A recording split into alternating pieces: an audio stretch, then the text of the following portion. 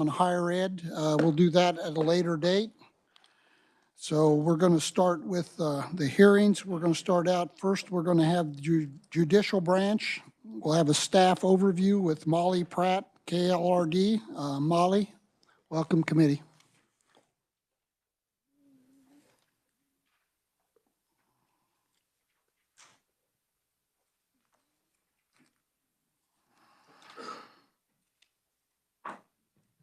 Hi, Mr. Chairman and members of the committee. My name is Molly Pratt. I'm a fiscal analyst with the Legislative Research Department.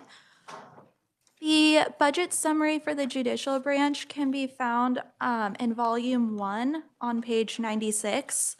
You'll notice that there is not a yellow sheet included with your packet of materials. That is because the governor is statutorily required to accept the judicial branch's budget request. So as you all know, the judicial branch encompasses the Supreme Court, Court of Appeals, and all 31 judicial districts in the state. Approximately 90% of the budget goes toward paying the salaries and wages of all judicial branch judges and employees. Other expenditures go toward technology and security, as well as judicial and professional review boards and commissions. Turning to the summary for fiscal year 2025, the agency was approved a budget of $223 million in fiscal year 2025 by the 2024 legislature. The request for 2025 is $222.6 million, which is a difference of about $450,000. Item 1 concerns the State General Fund reappropriation for the agency.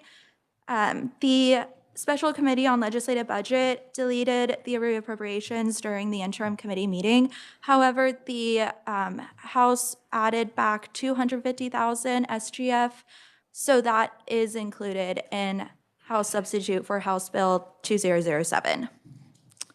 Otherwise, there are no other changes. Items 3 and 4 are included within House Bill 2007.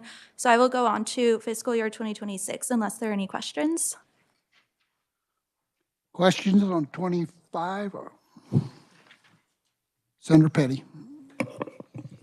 Thank you, Mr. Chairman. So, Molly, so there was only one item that was added to the, where I'm at, to the judicial branch in the House in 2025. Mr. Chairman, due to the way the documents are organized this year, it's a little bit confusing. In fiscal, I think it'll be easier to say that the agency did not have any supplemental requests for fiscal year 2025. Item 1 is the reappropriation. Item 2 just states that there are no supplemental requests. Items 3 and 4 are the all other adjustments that KLRD calls out just to explain kind of what's going on in the agency. So nothing was changed for items 3 and 4 from the LBC. Thank you. Other questions? Seeing none, Molly, if you'd like to go on to 26. Okay.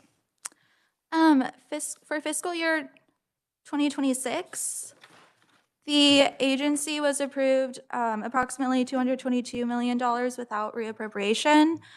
The request is for $251.1 million. The first 7 items are all requests for enhancement funding.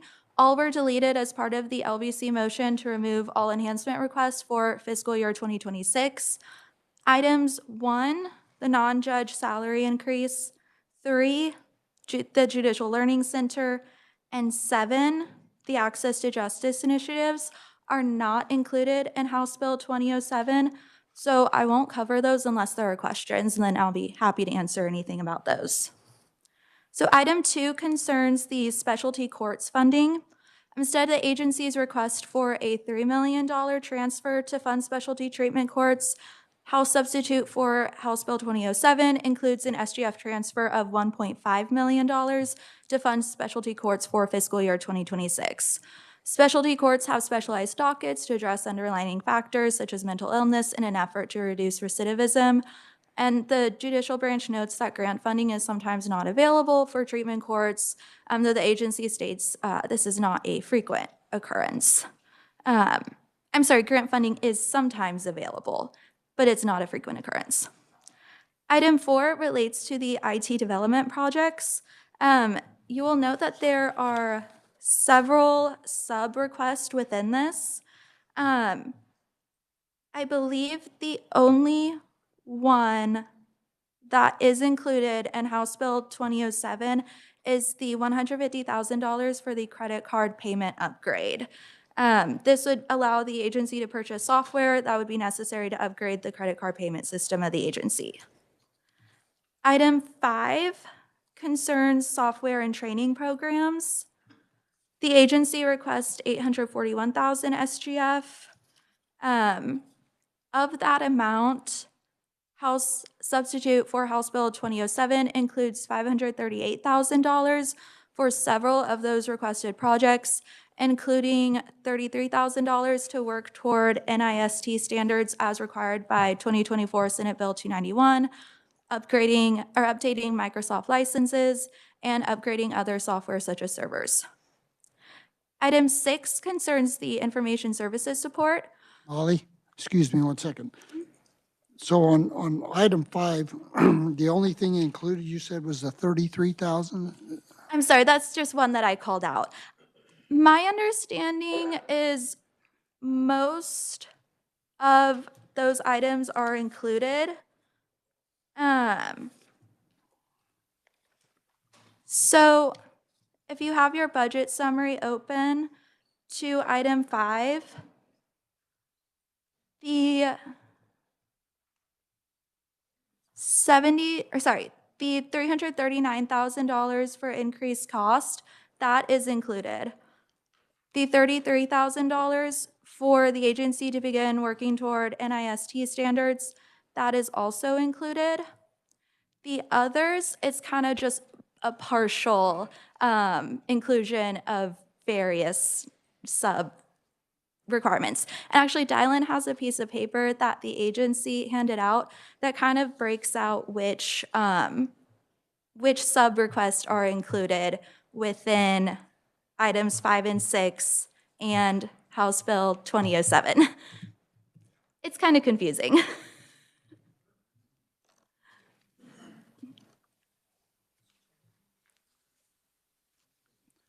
Senator Petty.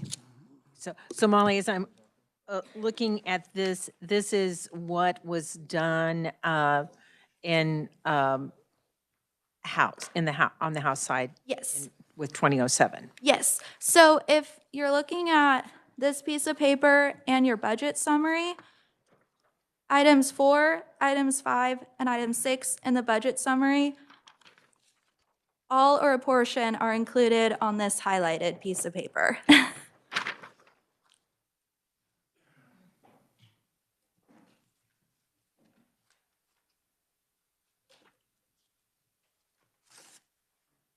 Mr. Chairman, would you like me to explain a bit more about item 6? Yes. Okay, and item 6, that is also included on the highlighted piece of paper. The agency requested $447,000, all of which is included in House Bill 2007 for increased information services support. Specifically, the agency would like to contract with other entities to provide enhanced IT services and annual maintenance support to ensure continuous and reliable functionality of essential equipment, including 24/7 network monitoring. The agency would also like to hire temporary technical staff so that permanent staff can begin the more pressing projects. And funding would also go toward purchasing an additional load balancer. Are there any questions on those 3 items since they're a little bit confusing? So on this sheet here,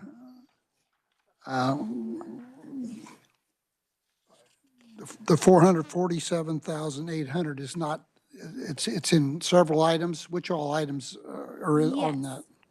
That is the pink highlighted, or the pink highlights. It would be the, and I'm not extremely familiar with all of the technology terms, but that would include the $65,000 for the SOC, the $56,000 for the load balancer, $8,000 for the AV maintenance contract, $118,800 for managed services and staff augmentation, and $200,000 for IT consulting. Okay, thank you. So that's all number 6. Yes, it's really number 5 that is bits and pieces of the request. Mr. Chairman, is it all right if I move on to the other items? You could, so you said it's mostly 5 that are bits and pieces. Yes, So what color are they on this sheet? they are purple. Would you mind going over them real quick? Yes. So for item 5, you'll note that their one sub-request is for $339,000 for increased cost associated with Microsoft licenses and VMware products. That is all included. That would be the $132,000. That's number 3 on the highlighted sheet. And the $207,000 toward the bottom for the server software. The $33,000 for the NIST standards, that is the $20,000 plus $13,000 for the SB 291 planning funds and NIST standards. The other items that are in purple, I can get with the agency to thoroughly see which ones from the budget analysis are included in the highlighted sheet, but my understanding is that it's kind of like the $65,000 for a learning management platform, the House partially funded that.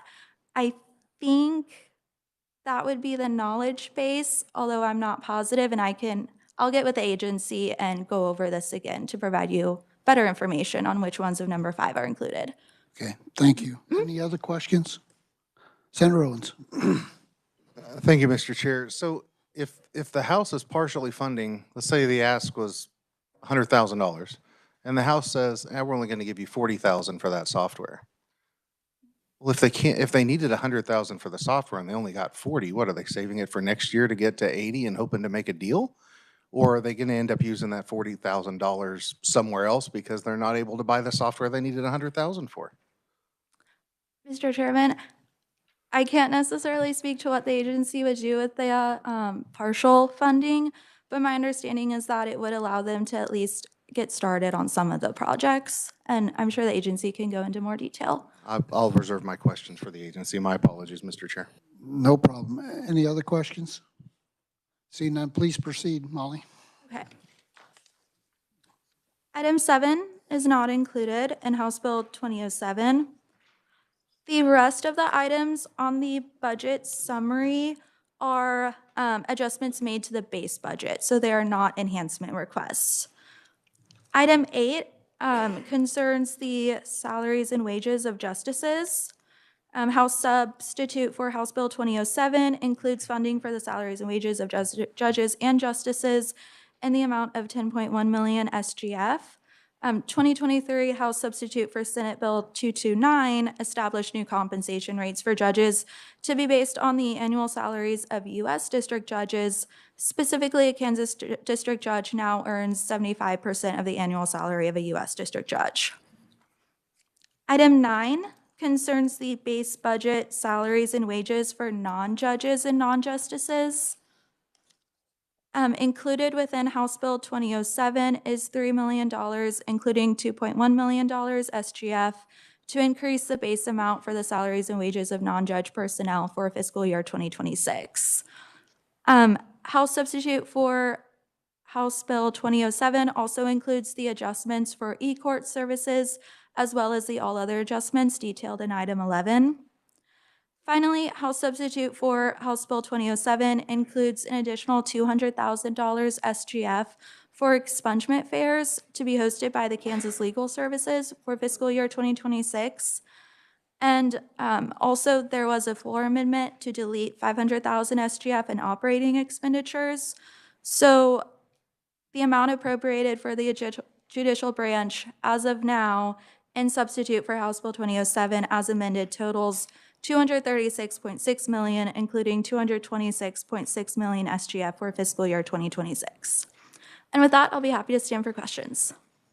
Questions for Molly? Senator Owens and then Senator Petty.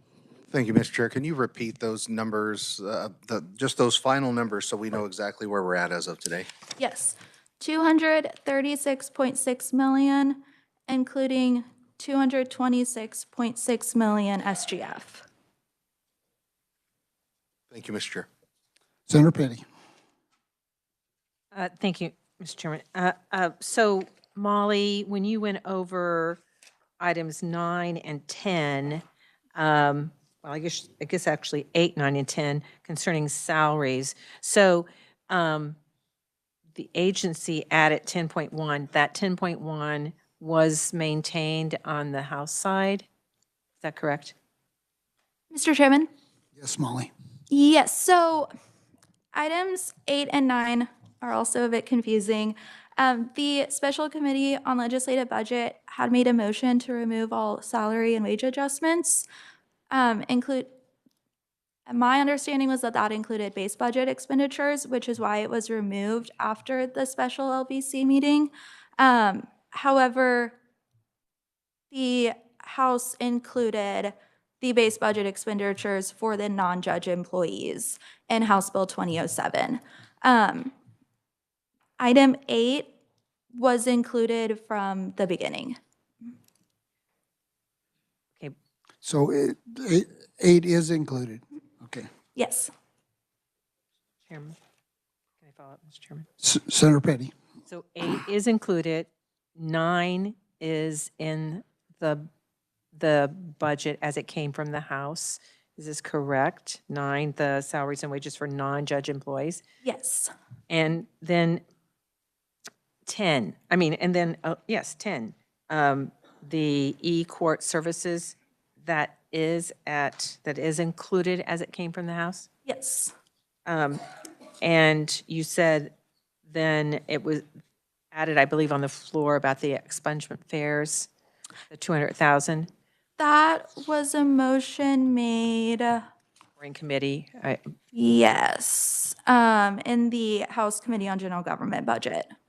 That was added, but then I lost you on that last part. So then something did happen on the floor with this budget? There was a floor amendment to remove 500,000 SGF. And it went, the motion was to remove 500,000 SGF from the judicial branch and operating expenditures and to, I believe it was for the state fire marshal for firefighter relief. So removed 500,000 from the judicial branch budget and gave it to the fire marshal. Yes. Okay. Other questions? Seeing none, Molly, please proceed. That actually covers my presentation. Unless the committee has any additional questions, I will let the Chief Justice speak, if that's all right. Okay. Oh, sorry, excuse me. Senator Petty. Thank you. I just want to make certain that with the 2 provisos that were offered last week in this committee, was the judicial branch budget impacted in any way? My understanding is that it was not. Actually,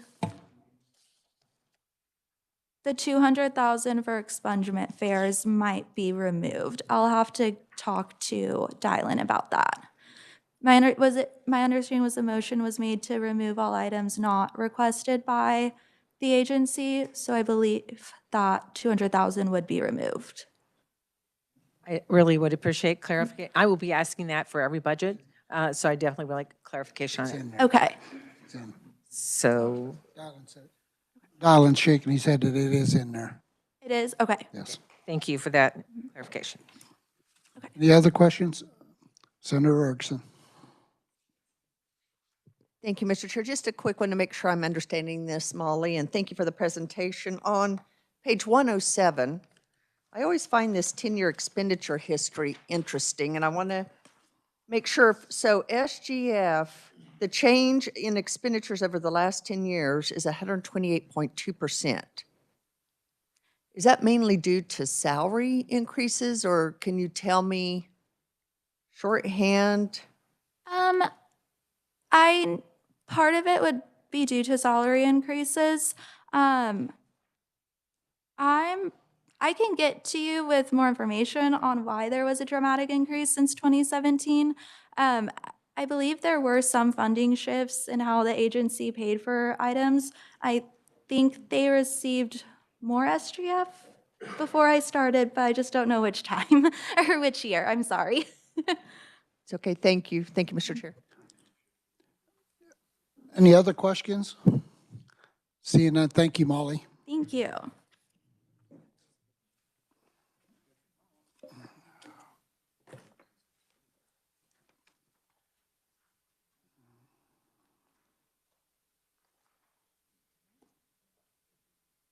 Okay, at this time, we'll have an agency presentation with Chief Justice Marla Lukert, Kansas Supreme Court. And Marla, if we could keep this around 5 minutes, we're going to, thank you.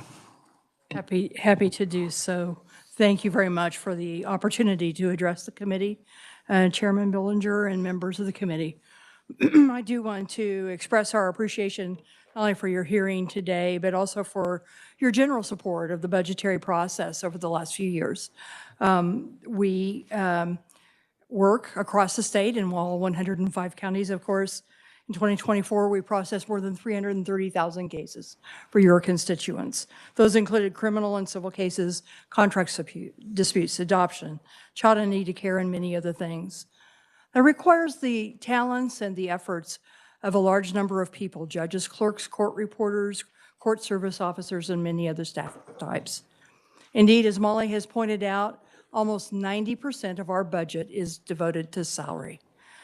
So through those employees and those judicial officers, the judicial branch provides a core critical part of our government.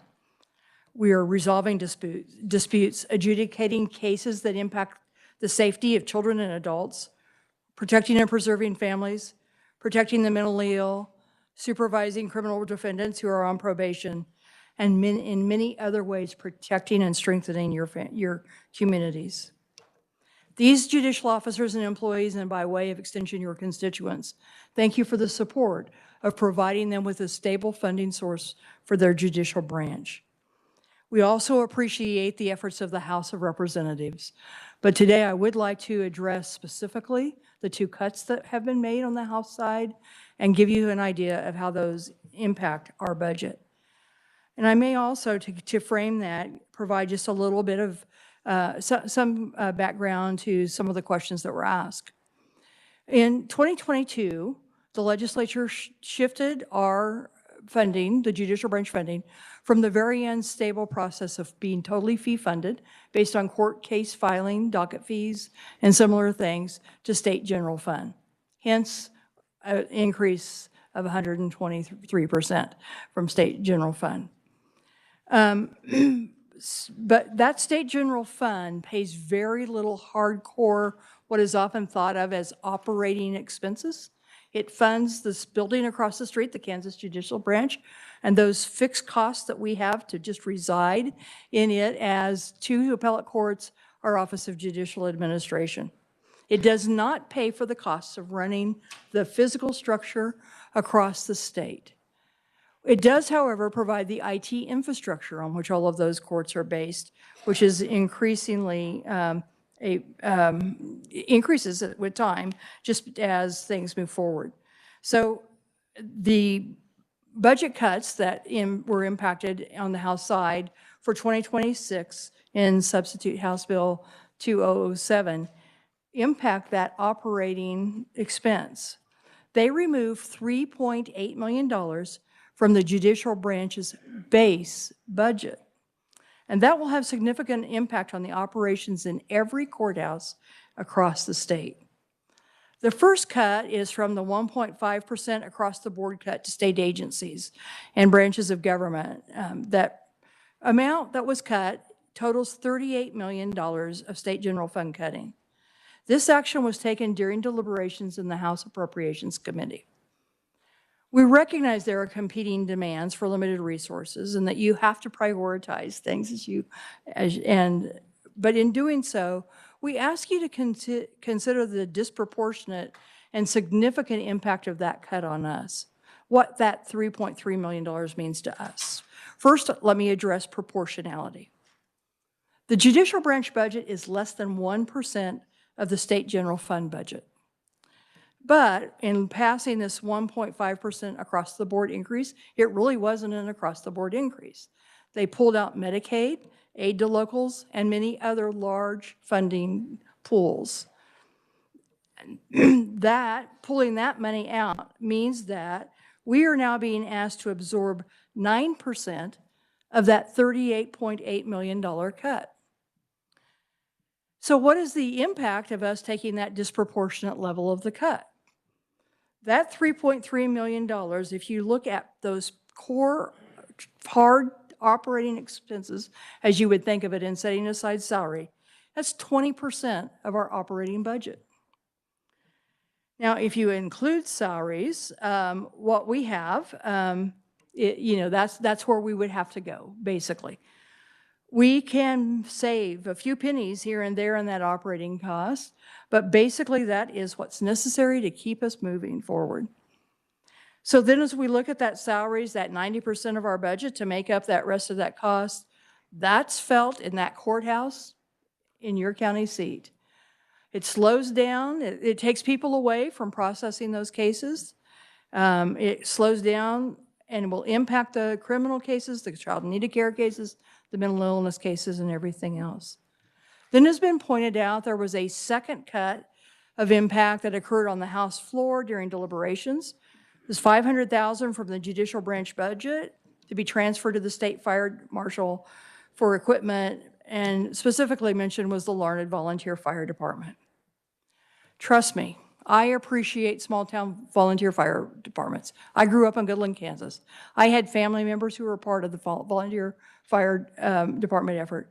And I don't know if my 5-year-old grandson would ever talk to me again if I spoke against fire trucks and firemen. So I am certainly not taking that approach. But I do want you to understand that $500,000 is huge for us. It's huge for those employees who expect to be paid by the state of Kansas every 2 weeks. So we really do urge you to restore those cuts in the judicial branch budget.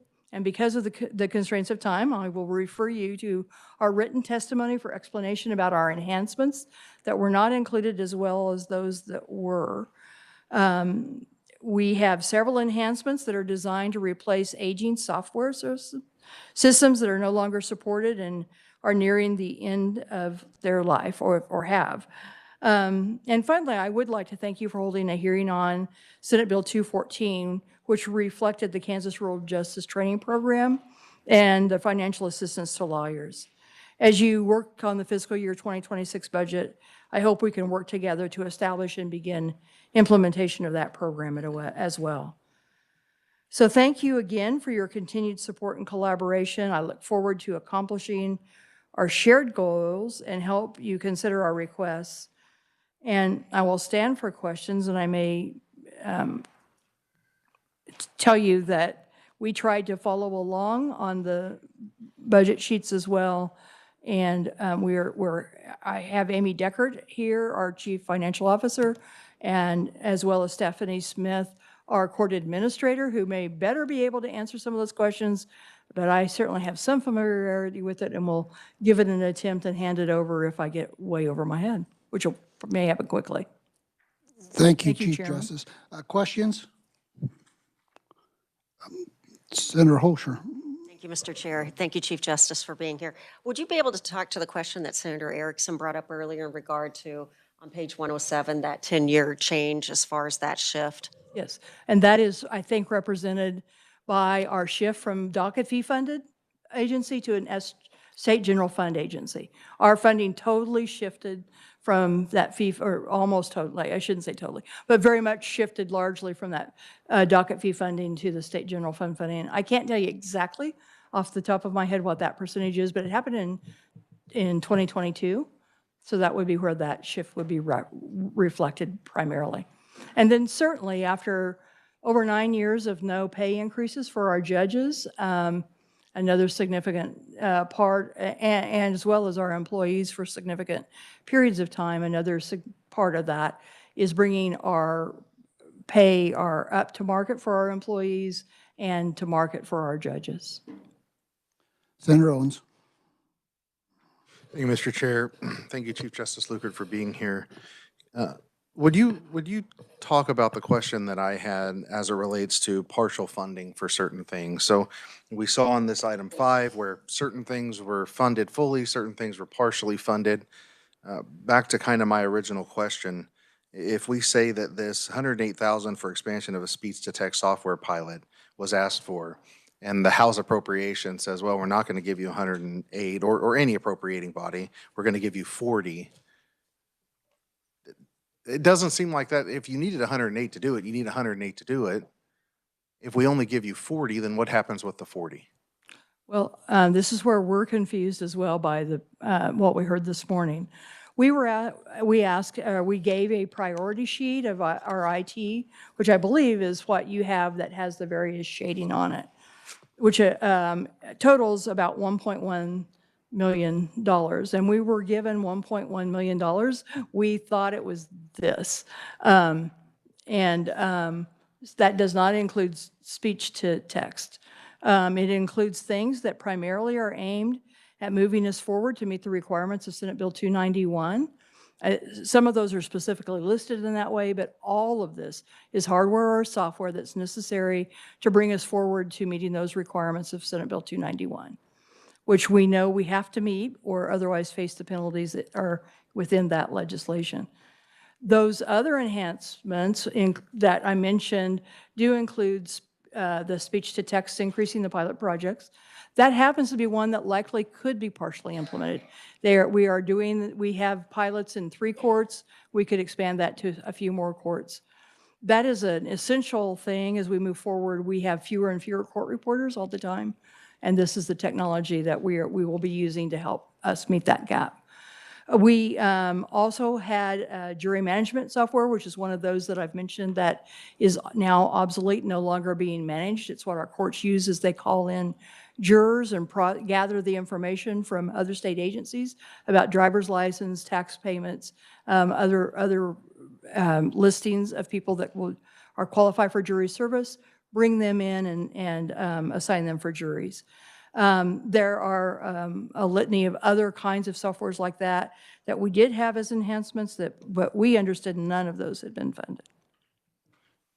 So we'd be happy to meet with staff and try to see if we all are on the same page and where we are with those things. Thank you, Justice Lukert. And I would just add too, with all due respect, that some of these labels are shorthand that may be sort of just misleading and are somewhat different than described. Mr. Chairman, if we could do that, because what I heard when we were getting the explanation, for example, under number 5 was, for example, the $339 for increased costs associated with software was funded, but then I don't see that on this sheet. So I think there are some discrepancies between maybe what we heard and what's on here, and I'd love to get clarification on that if we could. Okay. Thank you. Certainly we had to do that. The third line down is the Microsoft, I believe, Microsoft Licenses and Teams licensure, and so there is that software on that page. The other, yes, so. Senator Fagg. Thank you, Mr. Chairman, and thank you, Your Honor, for your presentation and your service. Thank you. I've got 3 questions, kind of areas. FTEs, we'd asked for 40 last year. How many unfilled FTEs do we have right now? We're within our shrinkage rate. I don't know if you have the exact number. 117 at the moment, yes. We do We do, we are experiencing turnover, especially in our clerk's office, showing that that 2.5% that's there for that salary would be well received, I think, in helping us with that. And this one's kind of new. How old is the building across the street? It was built in 1976, 8, 6, 6. I was right the first time. The Judicial Learning Center, you guys have been working on this. That's where I think I've heard this. Who knows, much as we see. Is that something that when you have a learning center, would you have the ability to go out and raise funds for that? You know, and let's say you name it the Senator Billinger Center or something.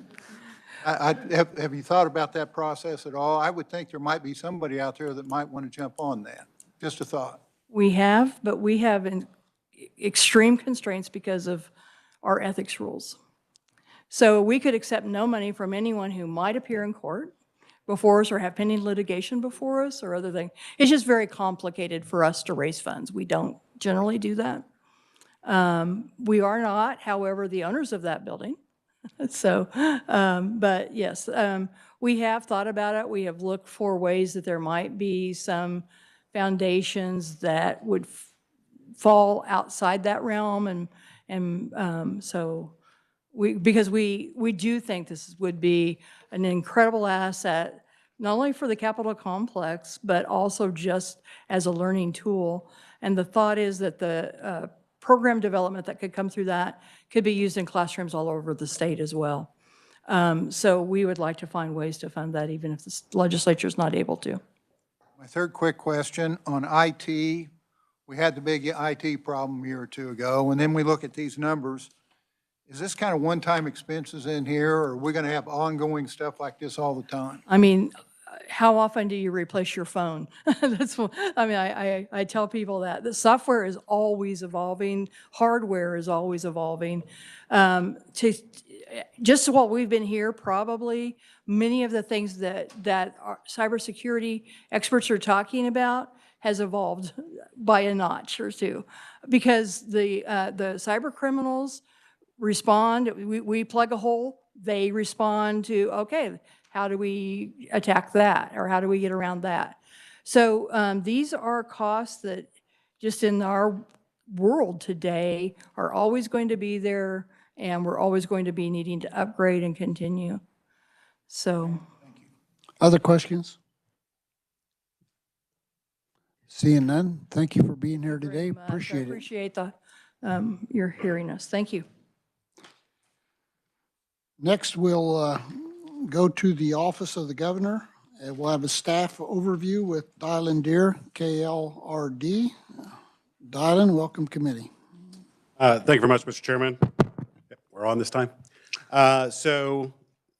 Just real briefly before I start, everyone should have a blue sheet in front of them.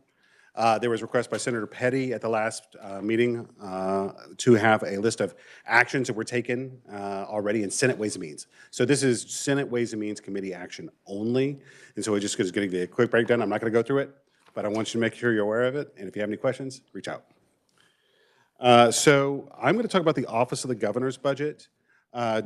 So the Office of the Governor's budget is on page 31 of your budget book before you. You also, mine's green, but you probably have one that's salmon. And that is the summary. That's the shorthand, and that's on page 9 of the shorthand. If you don't have your salmon copy, then Kyle has a copy for you that he can share with you. All right, going into the Office of the Governor's budget, I'm going to go ahead and start on page 32. Dylan, Senator Petty has a question So are first. the salmon and the green the same? They're essentially the same. The green has been updated in order to be able to have floor amendments and stuff like that in it. The salmon was the original, so that's it. The green's been updated. The green has been updated, yes. Great, thank you. All right. So in the Office of the Governor, there was a request for budgeting. If you look, there were no supplemental requests in FY 2025.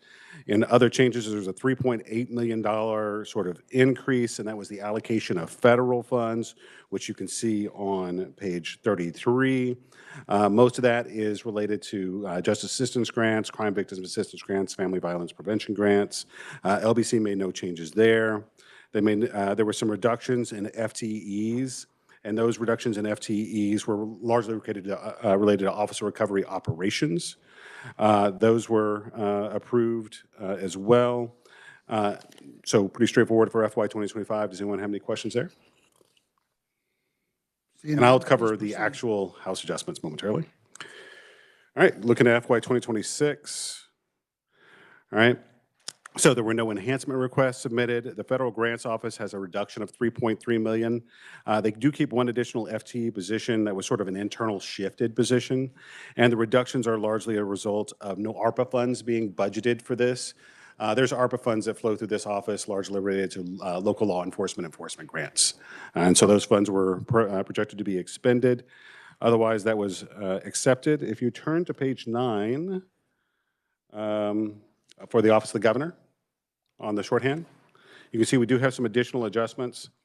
We have the transfer of $1.8 million of ARPA interest in FY 2025. This is identical to just below it. You have the ARPA interest transfer of $46.6 million.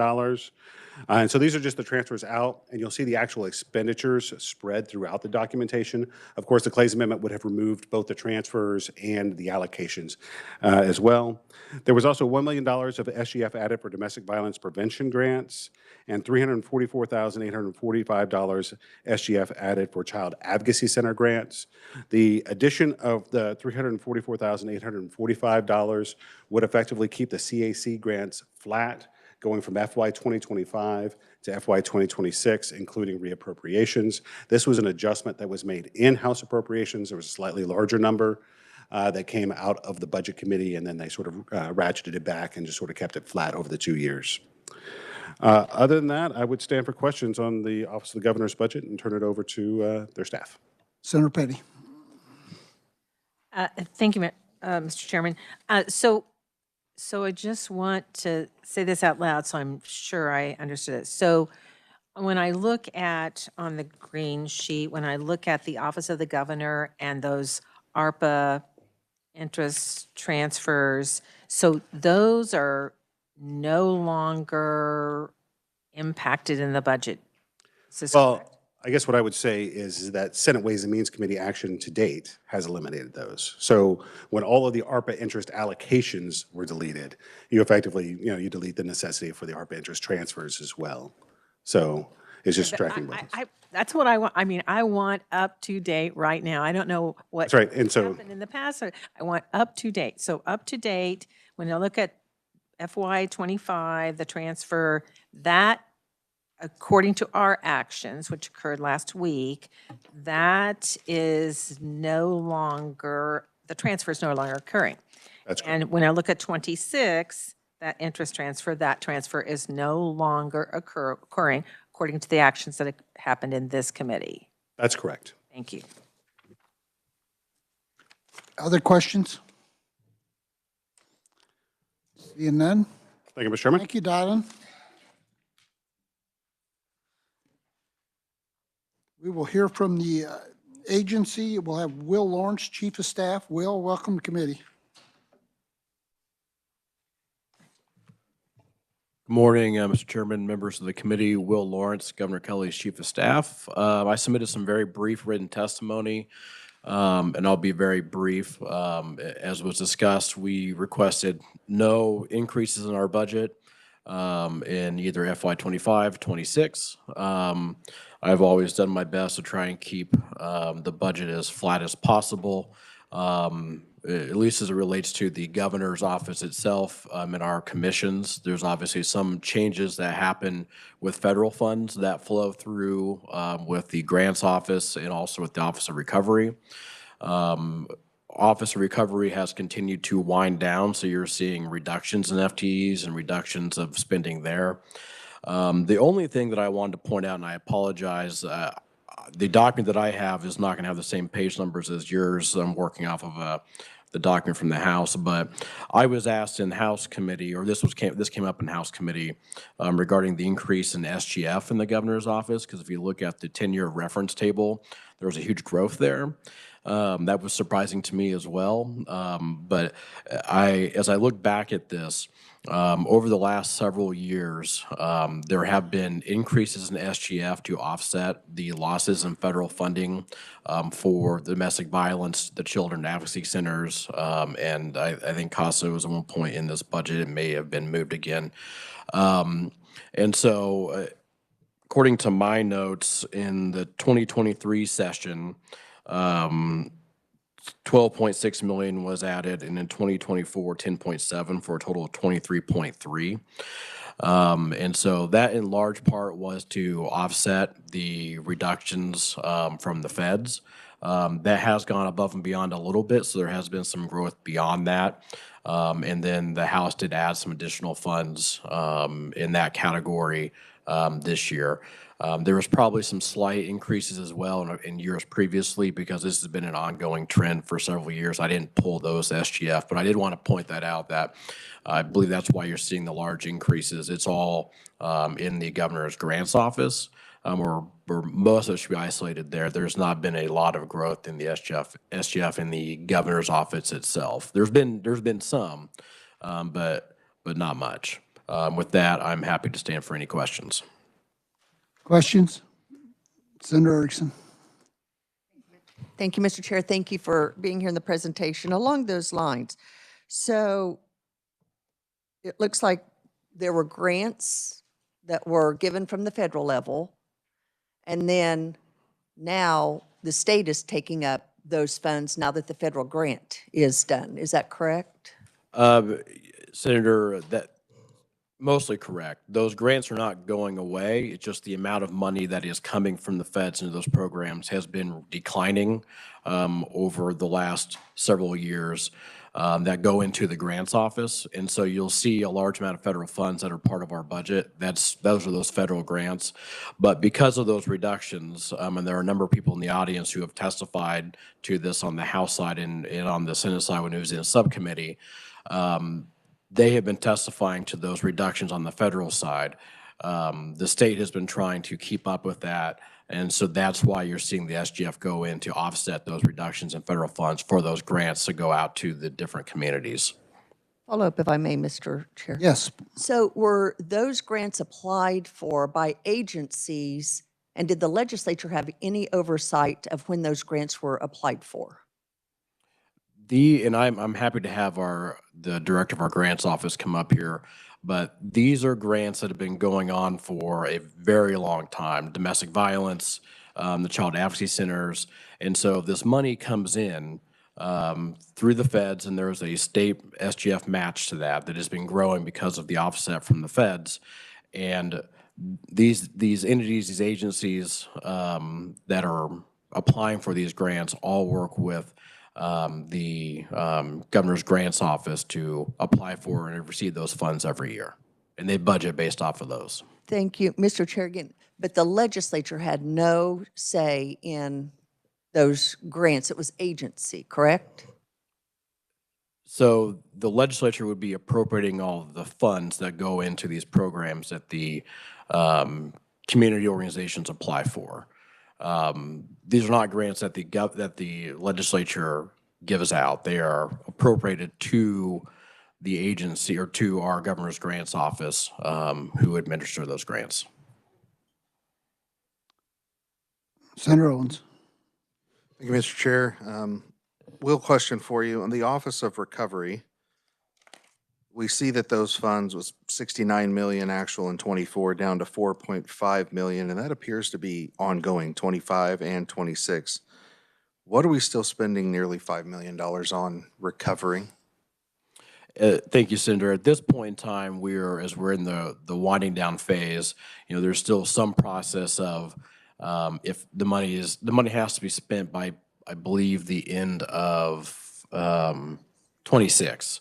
And so there is still the process of, one, going through all the accounting and reporting that have to go back to Treasury, but also as funds maybe are not fully spent by one grant that was given, and there's money left over, that's being recouped.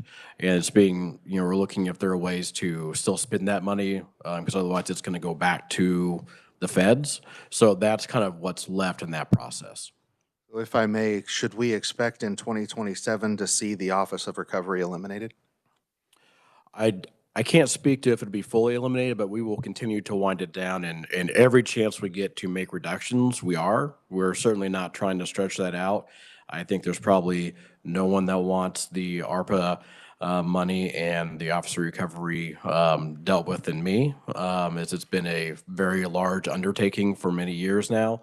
But certainly, if that is possible, we will certainly do that. Thank you. Thank you, Mr. Chair. Senator Petty. So Will, thanks for being here. And back to the federal grant office, and as I'm looking at this, and if I understand this correctly, those grants that flow through the governor's office, those are all, do those all deal with crime victim assistance and domestic violence? I kind of remember as a county commissioner that we had authority over those once they came to us, and then we had a committee that then dispersed them to the agencies. Would that kind of be the process that it usually occurs? Thank you, Senator. Yes. And I'm happy, Julian Maska is here if you want more details on that. I'm certainly not involved in any details related to all that, but these are funds that are essentially, they come to the governor's grants office and they are dispersed, but, we're administering, that flows through us. Thank you. Senator Fagg. Thank you, Mr. Chairman. Will, thank you for your presentation. This is kind of a simple one. I see ARPA all the time. What kind of balance do we have in the ARPA funds right now? Do you have an approximate number to that? Thank you, Senator. In terms of the total ARPA money, I don't know if we can get that, but we will pull that. And then there is the ARPA money, and then there's a lot of discussion about the ARPA interest money. And I think the ARPA interest money is around $27 million right now. That is, the House is, they've opined some thoughts on how they'd like to spend it, but that is what is the balance, I believe. Yeah, so if that's just the interest, the balance is pretty good size, if it's drawing that kind of interest. So is that already committed, or is there still some, because I see some out there that we're going to get $750,000 from this, and just was trying to get a feel of what was going on with ARPA, so. If it's okay, I'll bring Secretary Profit up to address that question. Mr. Chair, Adam Profit, Secretary, Department of Administration. Senator, to your question, the $27 million that Will referenced is the total balance of ARPA dollars remaining to include Prime Award, is what we call it, the award from the feds, and the interest earned. The entirety of the Prime Award, or 99.5% of it, has been obligated. Not all of it has been spent. To Will's point earlier, the obligation deadline was the end of calendar year 24. Agencies have 2 years to run out that clock on actually expending those funds, but it's all been obligated. There's no ARPA left. The $27 million would be the interest balance. Thank you. Thank you. Other questions? Senator Alley. Thank you, Mr. Chair, and thank you, Will. One of the questions, I'm going off Senator Erickson's question, on the Office of Recovery, when we have these expenditures, they were paid for by the ARPA money or the Fed money, and that money has been expended, but we're now continuing to, at the same rate of spending and using SGF for it? Is that what I'm hearing? Thanks, Senator. I think there's some confusion about the ARPA money and that process that is going on in the Office of Recovery and those grants and applications and all that. So that is a separate activity that's going on in the governor's office. And then there is the governor's grants office that is administering grants related to domestic violence, crime victims, child advocacy centers. And that is the program where funds come down from the federal government, and they have for a very long time. And that number has been being reduced and what's coming down to the states. And we have been increasing state general fund expenditures to offset those so that these community programs that are doing all this work in various cities and counties across the state don't lose funding and the ability to do the work that they're doing, which of course is very important. The funding that we were getting from the feds has been reduced, and so now we are increasing our SGF to make up for that loss of funds from the feds. Is that what I'm hearing? Yes, that is correct. Okay. And I think the other part of that question was the authorization to do that, is that from the legislature or how to increase using SGF funds? Is that from the legislature? Do we give you the authorization to do that? Yes, that is correct, Senator. Okay, thank you. Other questions? Seeing none? Thank you. Thank you. Will, appreciate you being here. Committee also point out there's written only from the Children Advocacy Centers, the Coalition Against Sexual and Domestic Violence, Western Kansas Child Advocacy, and the Sunflower House Child Advocacy. Next, we'll go to the Highway Patrol. We'll have a staff overview with Kyle Anderson, KLRD. Kyle, welcome to committee.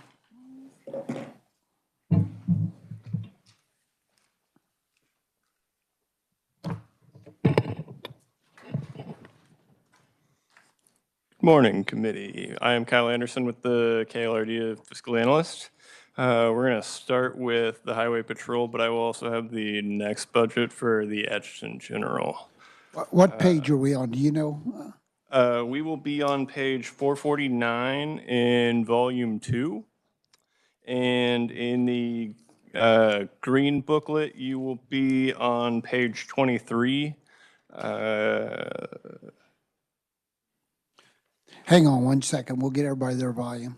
No worries.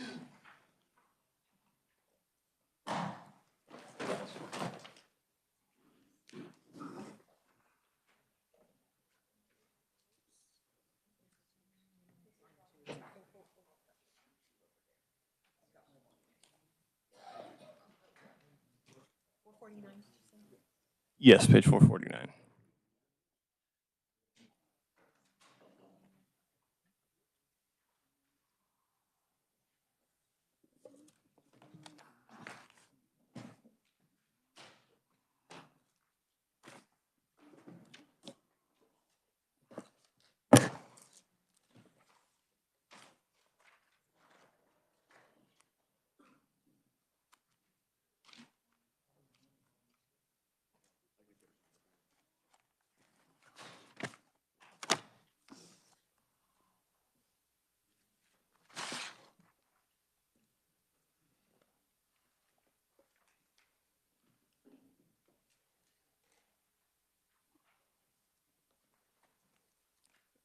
Page 23 in the green packet, I believe, should be KHP.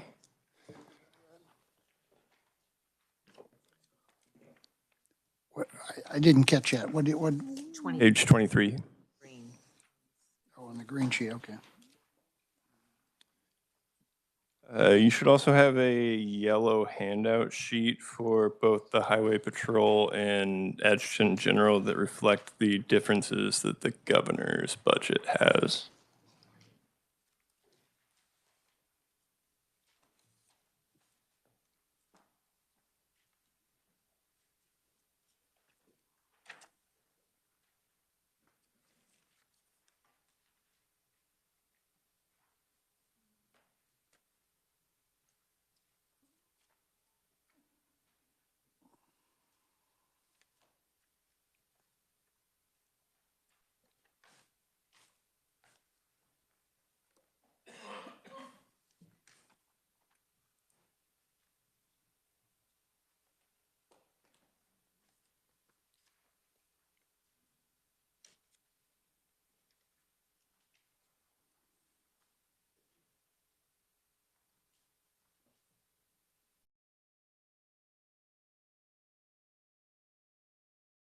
You ready, Mr. Chairman? Yes, go ahead, Kyle. Okay, so starting on page 449 in the budget summary table, you can see that the agency's fiscal year 2025 adjusted request was for $132.96 million. The Special Committee for Legislative Budget reduced this to $128.98 or $99 million with the removal of the supplemental and enhancement request, as well as the wages associated request or removal. The agency's fiscal year 2026 request is for $192.89 million, and the removal of supplementals and enhancements reduced this to $131.97 million. The current position in House Bill 2007 for fiscal year 2025 is $131,780,706. And in fiscal year 2026 is $139,769,534. Carrying on to page 450 in your binders, this will be a breakdown of the fiscal year 2025 request. The agency had no appropriation, but carried two supplemental requests. The first for body-worn cameras. This was a $2.6 million request and had been previously included in fiscal year 2024, but due to a stipulation in the restrictions of the contract, the per unit purchase price of the intended selected body camera was outside of the window, so they requested it again in fiscal year 2025 with additional federal fund grants. This was included in House Bill 2007, but not as the complete $2.6 million. And the bill, it is funded to $1.5 million with a remaining federal grant associated funding. Supplemental item number 2 is the life and safety maintenance at the Salina Training Academy. Due to the age of the facilities, there are a number of concrete structures that are very dilapidated due to age.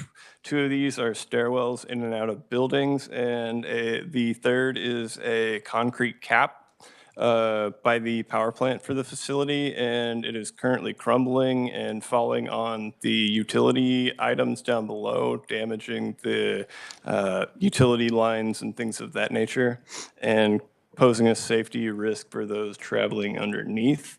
The request was originally for $1.1 million. The House funded it with $1 million of ARPA interest, but this was currently removed in the Senate position with the global ARPA interest removal. Moving to fiscal year 2026 on page 453. The agency requested 4 enhancement requests. The first enhancement request was for a new headquarter facility at $48.3 million. This request has been retracted due to office space being offered at the Curtis Building facility. The second item is for a Wichita hangar at the Colonel James Jabara Airport. The request is for $7.3 million. They're currently housed out of the Cook Airfield near Derby. The Derby facility does not provide a secure perimeter, all of the fuels necessary for the Highway Patrol Air Support Unit, and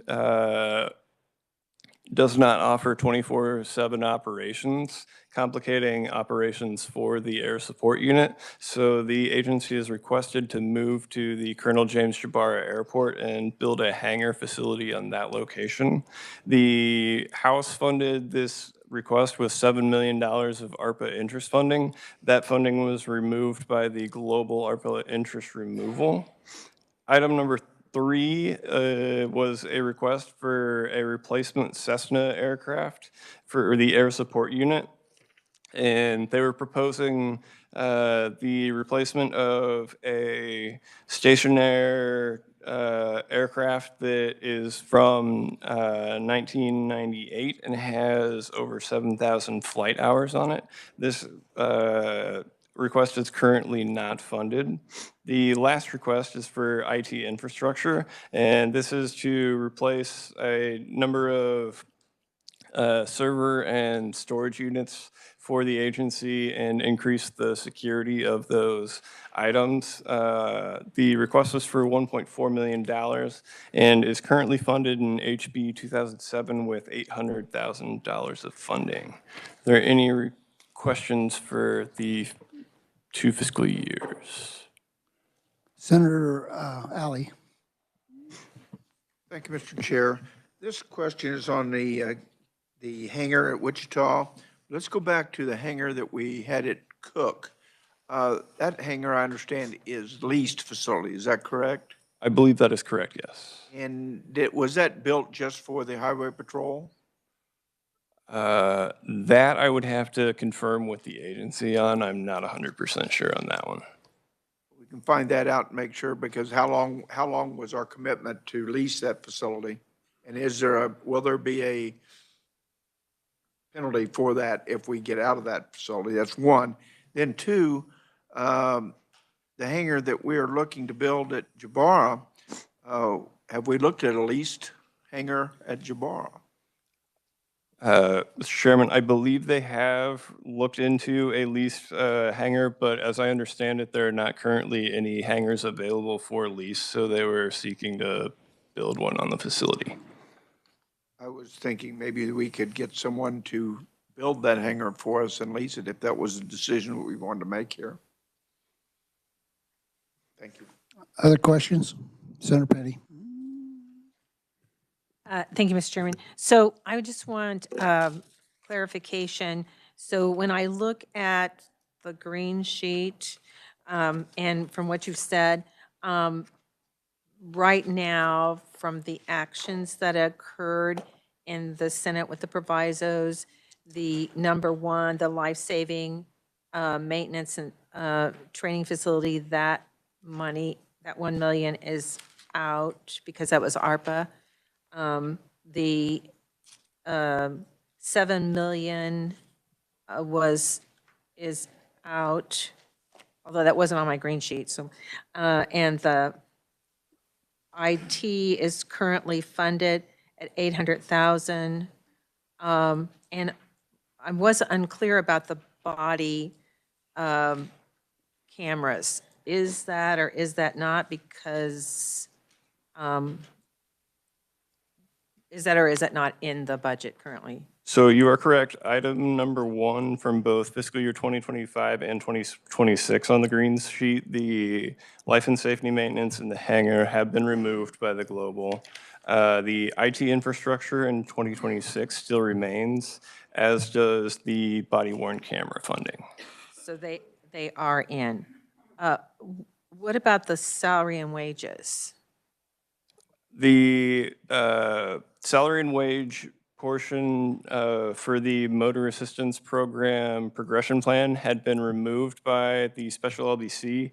The House elected to add that back in. It has currently not been removed by the Senate. So that is that $318,000, $22 that currently is still in the budget? Correct. Thank you. Other questions? Senator Fagan. Thank you, Mr. Chairman. Thank you for your presentation. This is kind of a fallback to Senator Alley's on the lease part. Going forward, we build a $7 million, and I'm not a lease expert out in Jabara. You build this building, we don't own the ground under it, so we've got a lease. What kind of lease? What's the terms of that lease? And the other part of that, what's our cost? You know, there's probably some extra cost on security, or I just wondered what kind of package, and did they take and bid that out? I would have to. Other airports. Sorry. I would have to speak with the agency for details on that. I know that because it's on the air facility itself, you are correct, they would not be able to own the land. They could own the building that's purchased or built on the facility, but would still have to lease the property of the land itself. So I can check with them about the details of the lease agreement that would be required. Other questions? Senator Owens. Mr. Chairman, I see the colonel's in the room. Is he going to be presenting to us after this presentation? No, we're going to have a presentation by their executive officer, but if we have particular questions that he can't answer, we're more than happy to Okay, just wanted to make sure. Thank you. let him answer, yes. Other questions? Seeing none? Thank you, Kyle. And now we'll have a agency presentation with Merle Riedel, Executive Officer of the Kansas Highway Patrol. And the Colonel is also available for questions, so.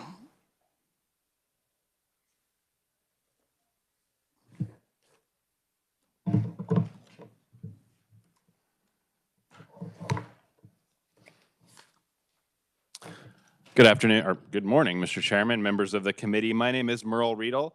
I am the Executive Officer for the Kansas Highway Patrol. I just want to thank Kyle for his thorough review and just appreciate this opportunity to speak with the committee about our budget. Joining me today is Colonel Eric Smith, Superintendent from the Kansas Highway Patrol. We also have Sherry Mackey, Deputy Secretary for Business Operations, and Captain Brandon Bixel, the Commander for the Capitol Police. So as I go through this today, I'm going to be referencing two documents. I'll be referencing the agency's testimony that was provided to you, and we also did provide what we're calling a legislative briefing book, which provides some details on some of our requests, and there's some images in there that relate to some of the capital improvements we are requesting. And that book also includes our performance measures for the agency. And I'll run through our testimony, and I think I can address most of the questions that the committee has brought up. Just to begin with, the agency wishes to express appreciation for the salary adjustments that were approved by the 2024 legislature concerning sworn officers and dispatchers. After nearly 6 months of implementation, those adjustments show positive signs in addressing staffing concerns in those areas. Moving on, just as a reminder, the Highway Patrol was created in 1937 with the principal function of enforcing traffic and other law enforcement and other laws of the state concerning highways, vehicles, and drivers. Sworn officers of the Kansas Highway Patrol include both state troopers and Capitol Police, who are vested with statewide law enforcement authority. You can see our testimony includes various statutory duties that are required of us. I just want to call out a few. The Highway Patrol enforces state laws relating to commercial motor carriers. We provide policing of the Kansas Turnpike. We inspect vehicle identification numbers on all vehicles titled in Kansas for the first time. And we provide law enforcement and security for the Capitol complex. Moving on in that testimony, we're going to look at the budget request. The Kansas Highway Patrol supports recommendations contained in the governor's budget report. Just as a reminder, as the primary law enforcement agency for the highway system, the Highway Patrol is primarily supported with transfers from the State Highway Fund. You'll see in our budget request that includes expenditures from both the Highway Fund and the State General Fund. So moving down, just looking at those body-worn cameras, the governor did recommend $1.5 million State Highway Fund to further support implementation of body-worn cameras among state troopers and motor carrier inspectors. If you will remember, there in the budget presentation you just heard, there was a request of $2.6 million. In the meantime, we were able to apply for and receive federal grant funding, so that request is reduced to $1.5 million due to the receipt of those federal grant funds. I just would note that the Highway Patrol does not currently use body-worn cameras, which is rather unusual, as this is increasingly becoming a professional standard for the use of body-worn cameras. So this funding, along with funding that we received last year and federal grants recently awarded, would support implementation of body-worn cameras among all troopers and Capitol Police. The House concurred with the governor's recommendation, and $1.5 million remains in House Bill 2007. Moving on to urgent repairs for the Highway Patrol Training Academy. The governor recommends $1.1 million for urgent repairs to that training academy in Salina for FY 2025. The repairs involve replacing deteriorating concrete caps, covering utility tunnels, and multiple collapsed exterior stairs. It is the agency's assessment that regardless of future plans for this facility, it's likely these urgent repairs are necessary. The House recommended $1 million, so a flat amount of $1 million, slightly lesser than what the agency requested, all from federal ARPA funds. Regardless, the agency still feels that level of funding would be sufficient to meet our needs. The Senate committee did delete this ARPA funding on February 26th. IT infrastructure upgrades, the governor recommended $800,000 state highway fund to begin migrating agency-owned services to services provided through the Office of Information Technology Services for FY 2025. We did request $1.4 million in communications with the governor. We think we can resolve some of these issues by working with the Office of Information Technology. From the agency's position, the governor's recommendation of $800,000 is sufficient to achieve our needs. And that amount of $800,000 remains in House Bill 2007 today. Just quickly want to hit on another item, budget request withdrawn.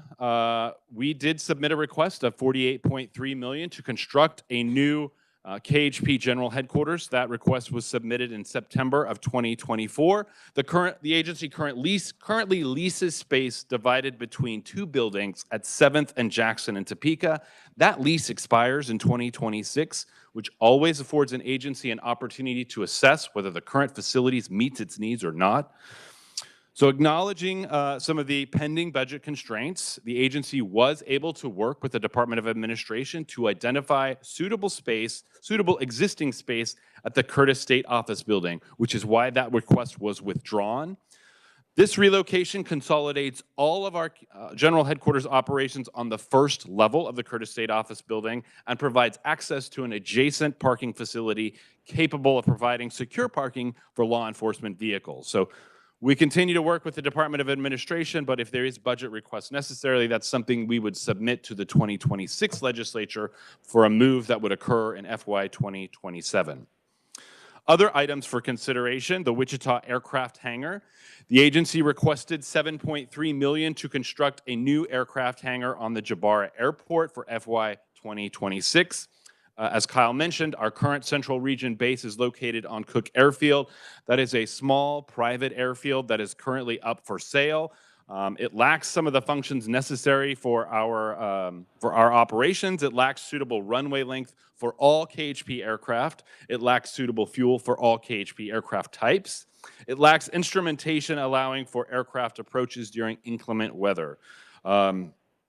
I would note that the Highway Patrol Central Region base first occupied the Cook Airfield in 2023. We operate out of a leased hangar at the Cook Airfield. That leased hangar was there before we arrived. It was not built for the specific purposes of the Kansas Highway Patrol. That is a year-to-year lease, and there is a clause that allows termination of that lease with 90 days notice.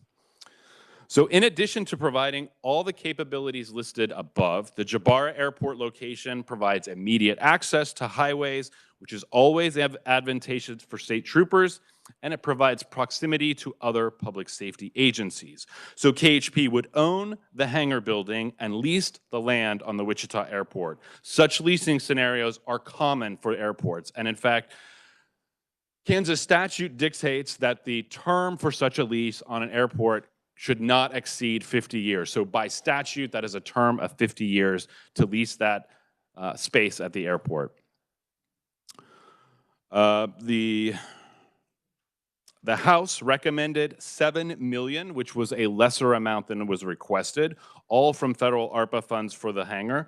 Again, the agency's position is $7 million. We think is sufficient to achieve our objectives. The Senate committee deleted that ARPA funding on February 26th. Aircraft replacement, the agency requested $4 million from the State Highway Fund to purchase a new Cessna 206 stationary law enforcement airplane for FY 2026. That would replace a 1998 airplane.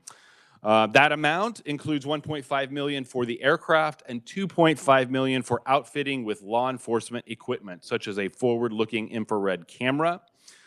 As a reminder, the Highway Patrol is the only law enforcement agency in Kansas with aviation assets, and reliable aircraft are essential to support local law enforcement.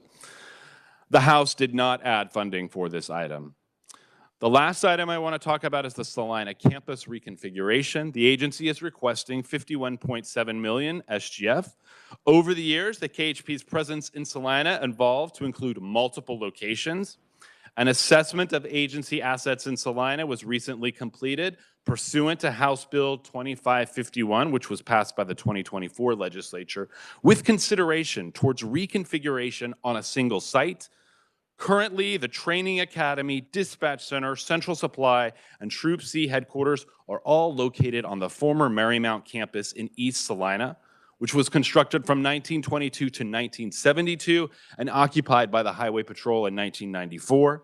Other KHP assets in Salina include a 1-mile driving course and central evidence facility on KDOT property in South Salina, Troop S facilities on the Salina Airport, and a firearms range in West Saline County. So you can see we are currently configured at multiple locations in Salina, and this proviso last year directed us to conduct an assessment towards consolidation on a single site.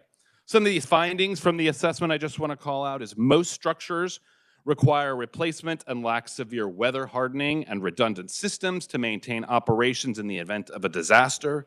Some buildings on the Marymount campus are over 100 years old, and future use would require renovation to extend their useful life. There are security and safety challenges on that Marymount campus that are concerning for law enforcement agencies, such as there is no perimeter on that site, there is no controlled access onto the site, and in fact, adjacent residential properties require civilian traffic to traverse our campus in order to access a shared parking spot, a shared parking lot. So what was the assessment's recommendation? The assessment recommends partial reconfiguration of KHP assets on a new campus, and that's estimated to cost $416.6 million. Under this option, all assets except for the central evidence facility and firearms range would be constructed on a new site off the Marymount campus. Some of the sites that assessment recommended included Kansas State University, Salina. So there's 27 acres of state property available on that site.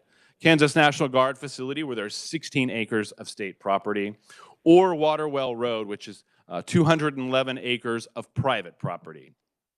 So moving down to the agency's request for the Salina campus, the agency concurs with the assessment's recommendation. However, we acknowledge that the amount of $416 million is probably insurmountable in any given year. So the agency requests up to $51.7 million SGF in FY26 for the initial steps in reconfiguration. So this funding supports relocating the following law enforcement assets, which are considered a priority by the agency. So that would include relocating the dispatch center at $24.9 million, and Troop C headquarters and Troop S facilities at $26.8 million. So funding for the remaining aspects, which largely include the academic components, such as the Training Academy, Central Supply, and a 3-mile driving course, would be pursued in subsequent years. So moving forward, should this request be approved, the agency would conduct formal discussions with KSU Salina, Kansas National Guard, or KDOT concerning land use and shared resources, such as utilities, maintenance, parking, to reduce some of those project costs. While preliminary discussions have occurred with all of these agencies, it's difficult for those discussions to advance unless there is some expression of intent from the legislature. We would gather appraisals for the sale of the Marymount campus, which stands to offset some costs, and we would examine non-construction costs to determine aspects suitable for grant funding. So aspects of this project might be suitable for federal grants or even congressionally directed spending. It's unlikely that grant funding would ever cover the entirety of the project, but it's more likely grant funding would be suitable for components of the project. So as an example, a dispatcher's workstation is a highly technical communications workstation. So a grant funding may be able to support elements and equipment of that workstation. However, it's difficult to seek these grant fundings without some sort of commitment from the state government. So I would just last note of all of these elements that are part of the reconfiguration it is really the dispatch center that is the most critical. That dispatch center currently sits in the basement of a dormitory on that Marymount campus. That facility was never built to house communications equipment of this type. Power regulations within that current location sometimes put our sensitive equipment in jeopardy. So really the central dispatch is probably the most critical. So the House Committee on Appropriations and the Joint Committee on State Building Construction recommend that the agency continue to work with the legislature to satisfy the Salina campus needs. Further, the House Budget Committee and Joint Committee requested presentations on the Salina campus needs assessment.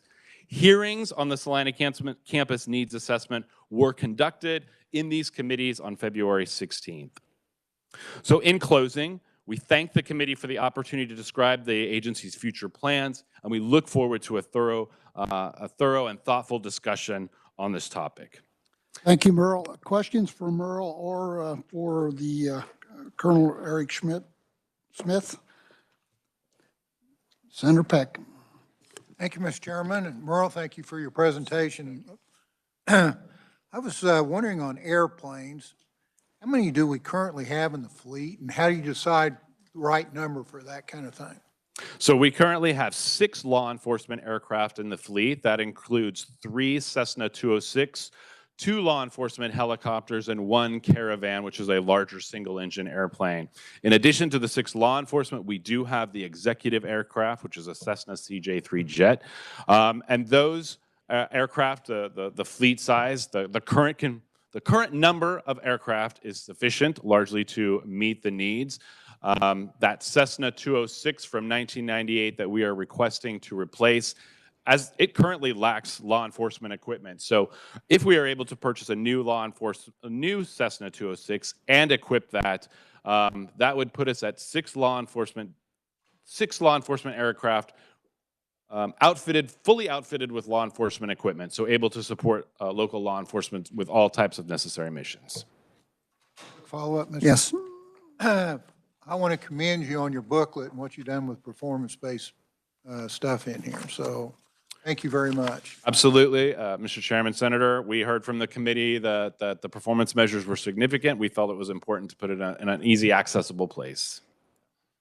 So when I take those numbers, we kind of take the total of this and divide that by 6 on those aircraft in a way, don't you? Because this is going to be total aircraft hours here. I'm sorry, can you say that again, sir? On page 20 of this booklet, you're talking about aircraft operations. So the total operations is spread over those six aircraft. Is that right? Yep, so that would be hours involving all 6 aircraft. Some are utilized more frequently than other aircraft. Thank you. Senator Peck. Thank you, Mr. Chairman. I want to look at the request for the Wichita Aircraft Hangar. It says that you've leased hangar space at Cook since '23. That was fairly recently. Where were you at before that?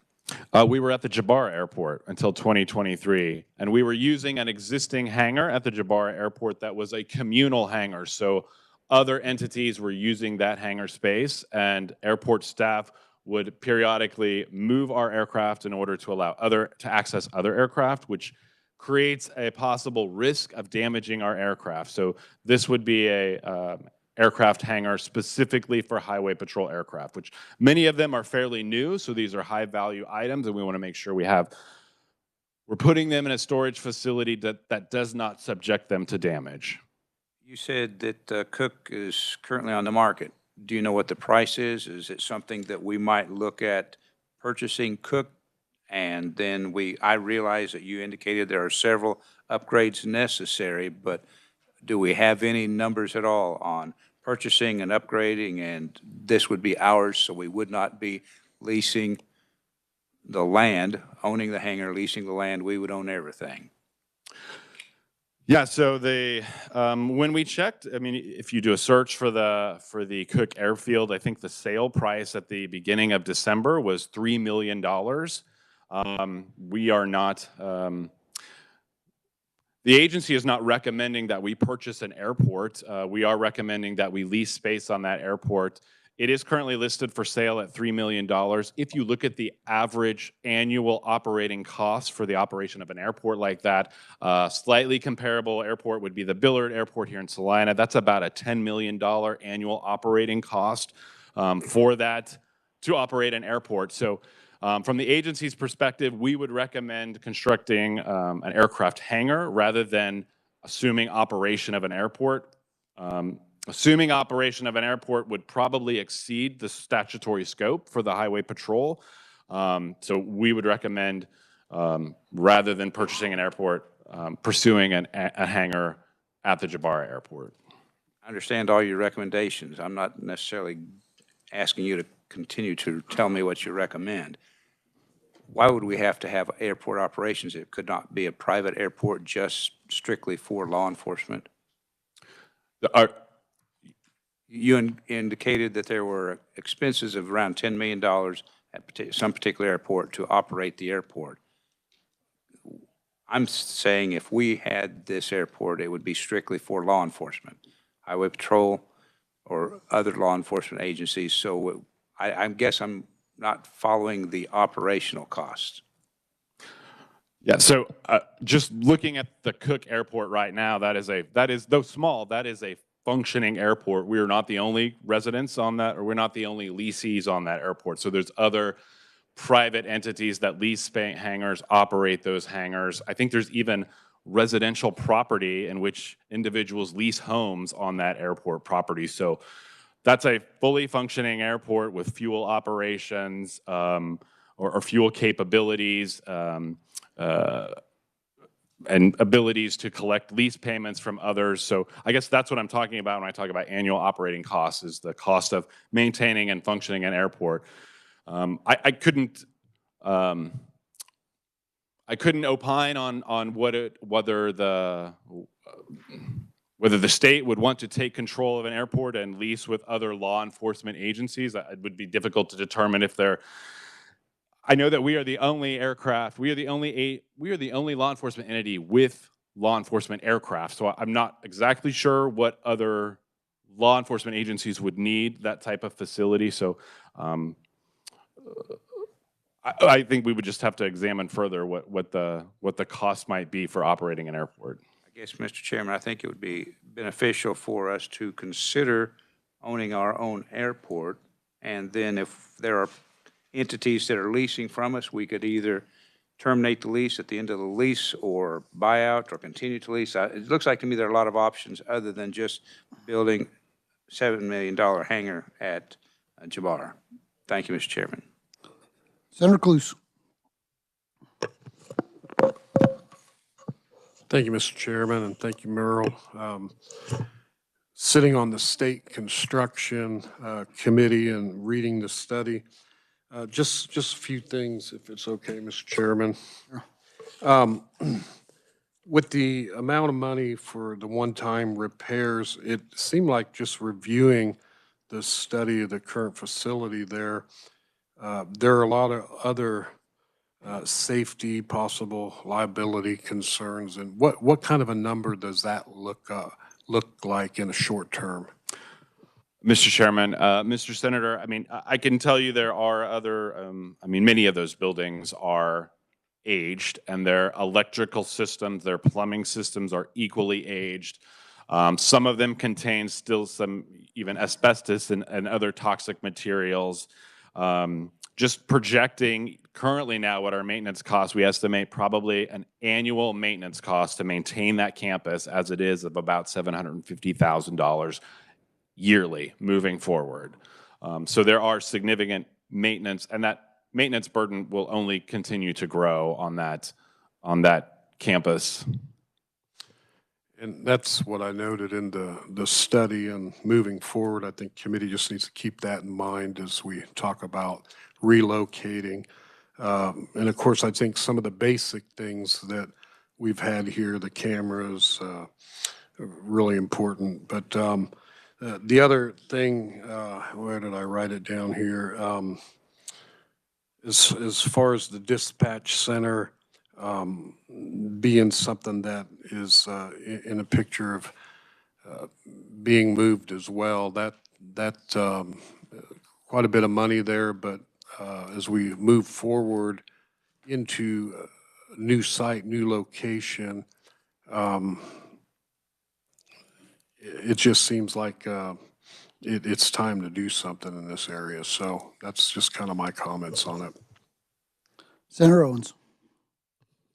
Thank you, Mr. Chairman. Merle, I'm curious, what type of radius are you looking at around Wichita when you've considered alternatives for the hangar? I realize Jabara is a good option, albeit an expensive one.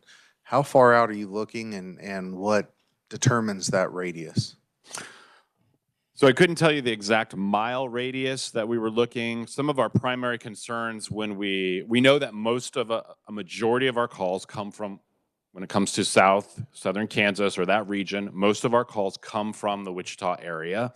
And so the intent is we would want a law enforcement aircraft and team that could respond quickly within the city of Wichita. And most of our staff actually continue to reside in the Wichita area. So generally, I think we tried to stay in close proximity to Salina due to our staff residing there and being able to respond to the, I was saying Salina, I'm sorry, but I was meant to say most of our staff live in Wichita. Most of our calls come from the Wichita area. So the intent is to stay in proximity to Wichita for those reasons.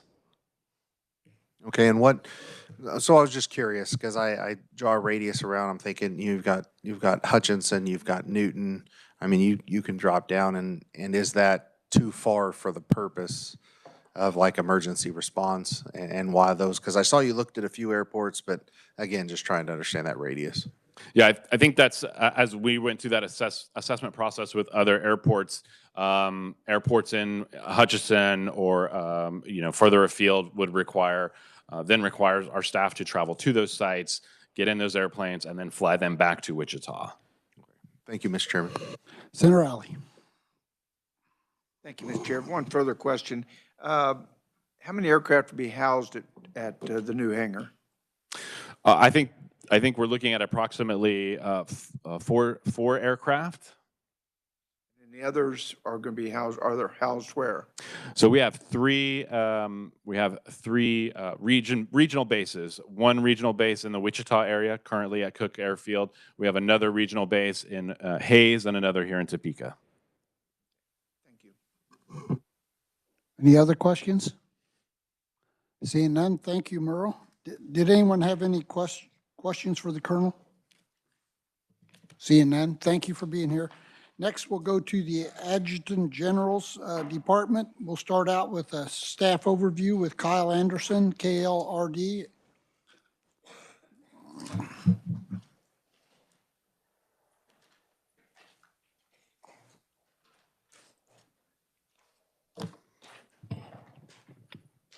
Good afternoon, committee. I am still Kyle Anderson, a fiscal analyst with the KLRD. We will now be turning to the Adjutant General's budget, which should be on page 398 in volume 2 of your binder. And the entries on the green sheet should be on page 22. 22, you said? Yes, sir.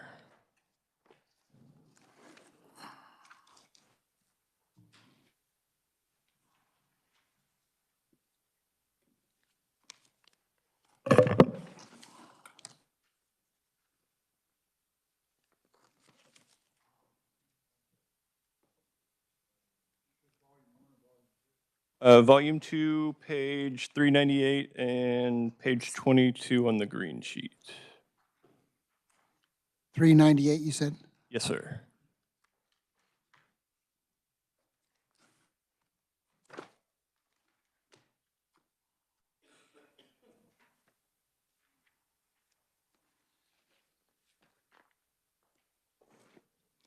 Alrighty, so starting off on page 398, in the budget summary table, you can see that the agency's 2025 revised request was for $157.3 million.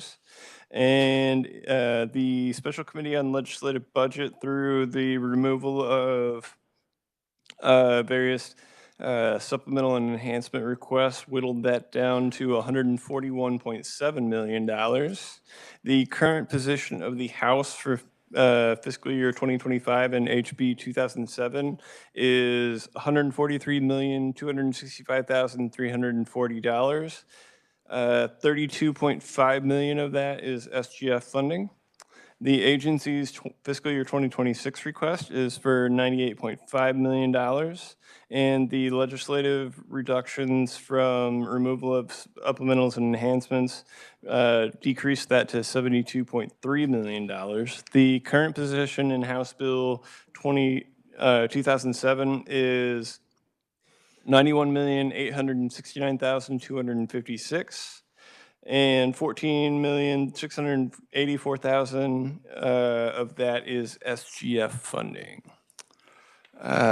In turning to page 399 in the binder, we will break down the fiscal year 2025 request a little more.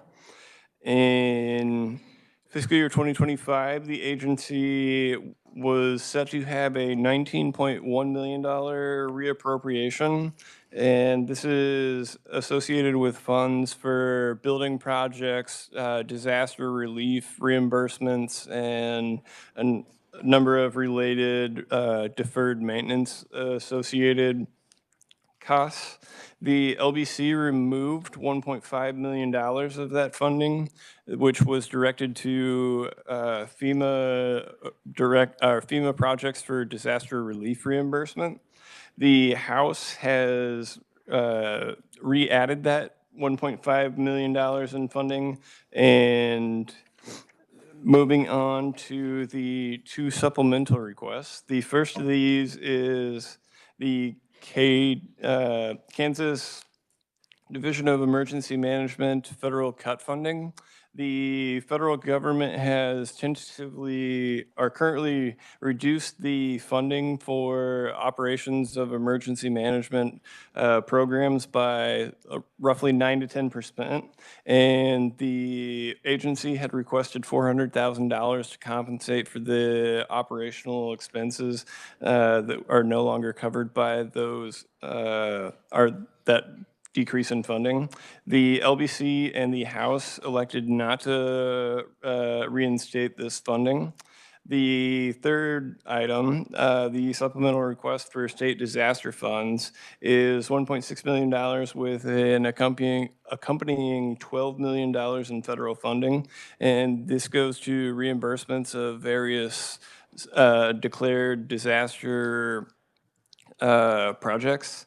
Some of these take a long time to actually complete the full funding out of the project due to the process of applying for funds and the associated appeal process once those funds have been allocated for appropriation. So, for example, you can see on the first bulleted item, there is a winter storm from June 2017 that's associated with a appeal that has kept the funding reimbursement for that particular project going on for a number of years. Any questions on fiscal year 2025? Questions? Seeing none, please proceed. Moving to fiscal year 2026 on page 403, the agency had 3 enhancement requests. The first is, again, for state disaster funds. The agency's request was for $2.3 million and an accompanying $17.25 million in federal funds. And this, again, goes to reimbursement of various declared disaster relief projects. The second item is a request for a Trimbley Readiness Center. This was also cut by the Special Committee on Legislative Budget. And the third item is for, again, the Division of Emergency Management Federal Cut Compensation, and that is also currently unfunded. In fiscal year 2026, the state disaster funds of those requests was reinstated at $2.3 million in the accompanying federal fees. Any questions for fiscal year 2026? Questions? Seeing none, thank you. Next, we'll have agency presentation by Lieutenant Colonel Keith Marshall. Colonel, welcome to the committee. Thank you, Mr. Chairman, members of the committee. Lieutenant Colonel Keith Marshall with the Adjutant General's Department. I'm going to focus my testimony this afternoon on 3 enhancement requests that I would like to call your attention to as we work through this process. The first one is for FY25. That's $1.6 million for disaster relief funding. This is a request that we do come before the legislature with every year, and it helps probably the committee understand a little bit of the background behind what this request is for and what we're asking for in this. So when we have a disaster in the state of Kansas, we work with the county and local entities to do a cost assessment on that. If it meets a certain threshold, then we can go to FEMA and apply for a federal disaster declaration. If the federal disaster is declared, then that unlocks federal funding that can flow down to the states and to the counties and local entities to do the recovery functions. So once that process plays out, then these local entities can apply for projects. So whether they need to rebuild something or whatever the case may be. And so FEMA approves these projects, and then they can go ahead and complete their projects. So they initially fund that out of pocket themselves, and then they submit to us for reimbursement. So when the project is complete, 75% of the cost of those projects comes from the federal government, from FEMA grants. 10% of it comes from the state of Kansas, and then they bear the cost of the other 15% themselves. So the $1.6 million that we're requesting as an enhancement is the state of Kansas cost share on the 800 projects that are currently submitted for payment right now to the Kansas Division of Emergency Management. So that's what we're asking for in that one.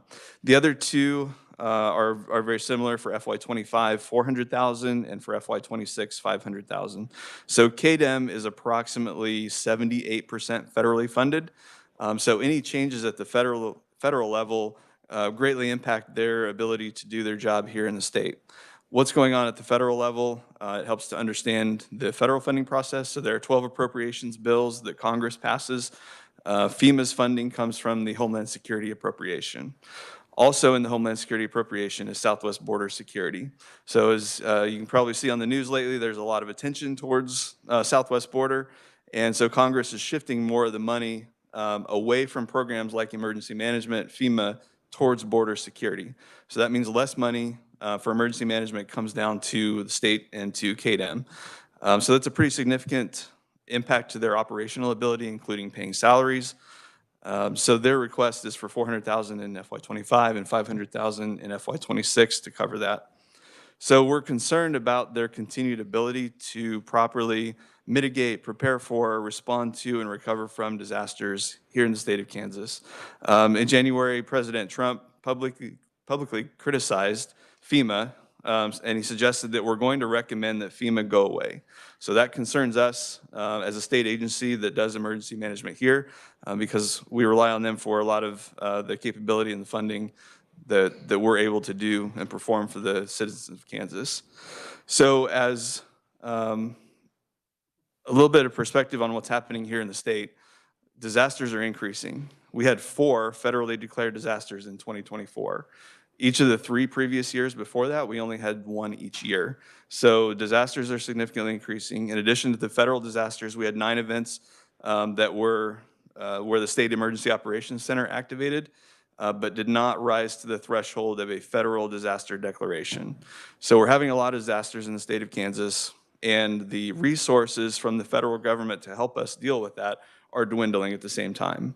So that is kind of the background on where this request is coming from and what we need to continue to do disaster recovery disaster preparation in the future. One thing we know is for certain that we're going to have disasters in the state of Kansas in the future. We just had 2 winter storms that did not rise to the threshold of a federal disaster. So the entire cost of responding to those and recovering from those is borne by the state here. We're coming into fire season, we're coming into tornado season, so there's always things on the horizon that could potentially lead to disasters for us here. Adequate funding for disaster planning, for mitigation, for response and recovery is critical to minimizing the loss of life, property damage, and economic disruption for the state of Kansas.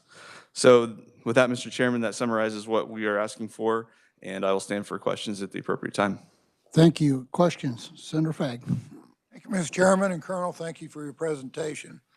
I've always wanted to ask this question. When we have a disaster, what does that actually pay for? Because if you have a tornado hit a town, most people's going to have insurance on their houses. Yes, sir. My understanding is this is for things that are not covered by insurance, and I could defer to Angie Morgan with KDEM, who could probably answer that question better than I could. Good morning, Senator Chairman. I'm Angie Morgan. I'm the KDEM Deputy Director. FEMA has 3 different recovery programs. One is hazard mitigation, one is individual assistance, which is for citizens who've lost their homes or apartments or whatever. And then the third one is public assistance. And that is a cost share program for Indian tribes, municipalities, counties, state, and certain nonprofit organizations that provide a service of the government. Those are broken down into several categories, A through G. A is debris management, and category B is emergency protective measures. So those are emergency work, and then there are permanent work, which are facilities, water control facilities, roads, culverts, and public entity projects like libraries, police stations, and those things. And that's where the cost share is for this, is all public assistance. So I'm still want to make sure I understand this. So when insurance comes into this, the city's got their insurance, county's got their insurance. And that's The homeowner deducted. has their insurance. Insurance is deducted from anything that's eligible, and FEMA makes the final determination on eligibility. Okay, thank you. That's what I was looking for. Other questions? Seeing none, thank you for being here today. I guess, any other questions for the Colonel? I think we're good. Thank you. Next, we'll move on to the Kansas State Treasurer. We'll have a staff overview by Sharday Kane, KLRD. Sharday, welcome to committee.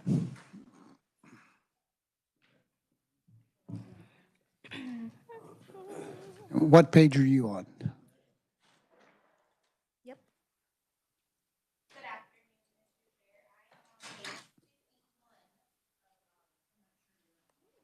Turned it off.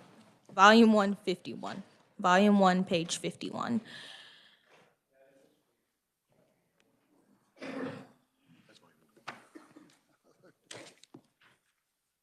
That's my book. Has that got everything in it? Oh, yeah, okay.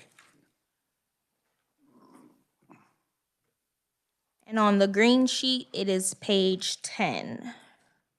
Okay, and what page was in the book? I just got my book. 51. 51. Thank you.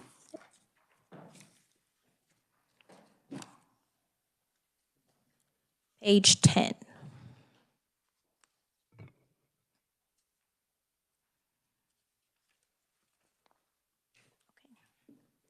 The agency overview can be found on the first page, page 51, and I will move forward to page 52.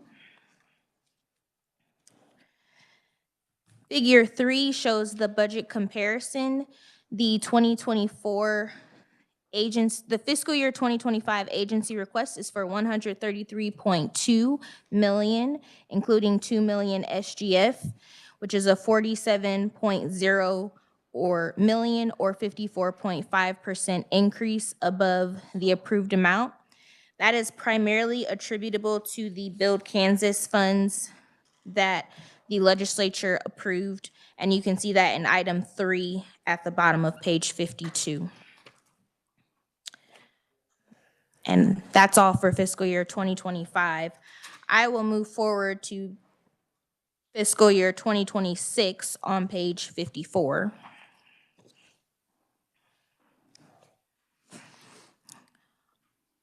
On page 54, the agency's request for fiscal year 2026 is for $81.4 million, which is a decrease of about $4.8 million or 5.6% below the agency's change from 2024 legislature. This is primarily attributable to the deletion of the $2 million for the Pregnancy Compassion Awareness Program, as well as other adjustments that you can see on page 55. I would note that the Legislative Budget Committee, item number 5, deleted an SGF transfer to the Build Kansas Fund in the amount of $50 million.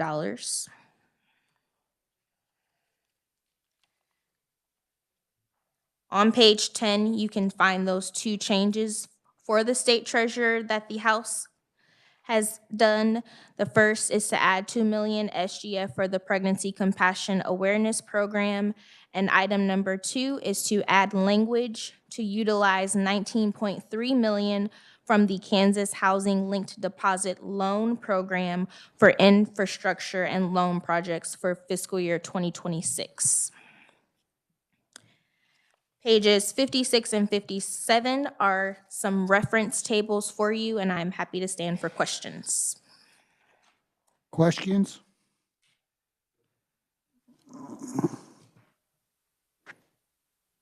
Seeing none, thank you, Chardin. And I would also note that Shauna Wake is in the audience if there are any questions for the Chief Fiscal Officer for the State Treasurer's Office. Yes, Shauna, would you please come up?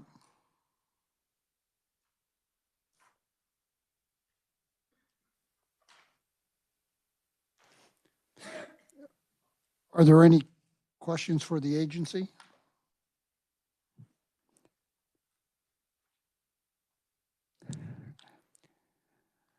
I don't know if it's getting late in the morning or Senator Owens. Certainly don't want to leave you hanging. Thank you, Mr. Chair. So the $2 million deletion, first of all, it's actually nice to see an agency's budget going the other direction. So thank you for that. The $2 million deletion for the Pregnancy Compassion Awareness Program, why is that being deleted? With the funds not spent, with the program come to an end? What's the situation there? Thank you, Senator. So Shauna Wake, State Treasurer's Office. The amount was removed in fiscal year 26 because it was approved in appropriations through 2025. Okay, that makes sense. Thank you very much. Thank you, Mr. Chair. Are there any other questions? Senator Holscher. Thank you, Mr. Chair. I'm looking at the 10-year glimpse on page 56. Can you help me understand some of the kind of up and down in terms of the funding? Specifically, is there any one funding source in specific or just generally? Just generally. I mean, it looks like it goes up quite a bit, then down. Just trying to figure out what the trends are, what happened to necessitate that. The State Treasurer's Office acts as a pass-through entity for many funds that go out of the State Treasury, and that is the biggest attribute to those fund fluctuations. Other questions? Seeing none, thank you, Shawnee. Next, we'll move on to the Board of Barbering. We'll have staff overview by Julia Colfoyd. Julia, welcome committee. Thank you. Good morning, Mr. Chair, members of the committee. What page are you I on? will be in volume 1 again, page 258 in the binder, and page 2 of your green packet.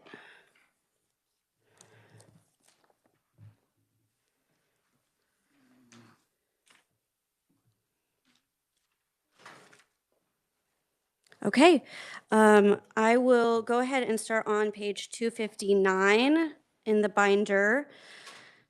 The agency had an approved amount for fiscal year 2025 of just over $250,000. This was a $22,000 increase, or a 9.7% of the 2025 approved amount. The LBC, they had supplemental requests of items 2, 3, 4, 5, and 6, which is in figure 4. These were all removed by the LBC, but put back in by the House Committee. I will also note that in your green packet, on page 2, the House Committee also added items 6 and 7, which is a fund expenditure limitation increase for up to 90% of the available funds for the agency, and also a 10% ending balance. So one of those is a language only, and then one of those is the funds to do so. Are there any questions for fiscal year 2025? Questions? Seeing none, please proceed. Perfect. I will have you turn to page 262 for 2026. The agency had a 2026 request of $269,000, which was a $41,000 change from fiscal year 2025 approved amount, or 18.4%. They had one enhancement request. This was removed by the LBC, and the House also kept that removed from the House Bill 2007. The House did add one item, which is on the bottom of page 2 of the green packet. It's keeping the fund expenditure limitation. It's a language item for the 90% of their total fund expenditures. I'll have you move on to page 264 for 2027, and also turn to page 3 of your green packet. The Board of Barbering had a 2027 fund request of $267,000, which is a $39,000 increase from the 2025 approved amount, or 17.5%. They had two enhancement items, which the LBC removed, and the House also kept those out of House Bill 2007.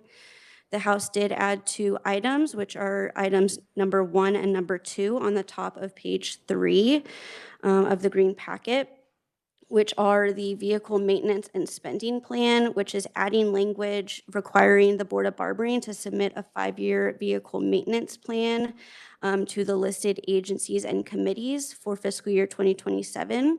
And item number 2 is continuing the language to allow the agency to spend 90% of the total available funds. And with that, I would stand for any questions, Mr. Chair. Questions? Seeing none, thank you. Perfect. And I would note that Cassiopeia Capps, the director, is in the audience if the committee has any questions for her. Thank you. Any questions? Senator Fagg. Just one quick one to either one of you here. Kind of simple. On page 261, the LBC deleted for the new tires, agency vehicle in 2025. And that hit me kind of funny. You guys were requesting it and they didn't want to do it. Are you going to be walking or what's the deal?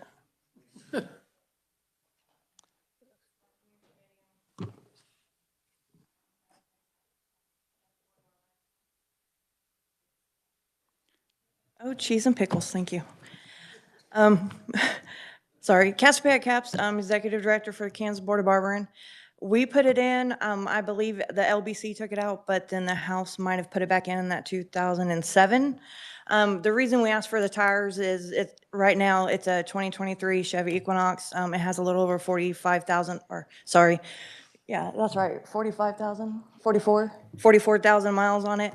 Our inspector drives all over the state. We just want to make sure she's able to get tires if need be, because if it's not in the budget, then we can't do it. And the House did put it in there, is correct? It's in? I believe so.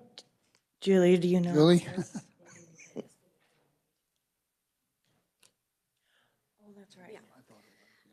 Julie Kofoid, KLRD.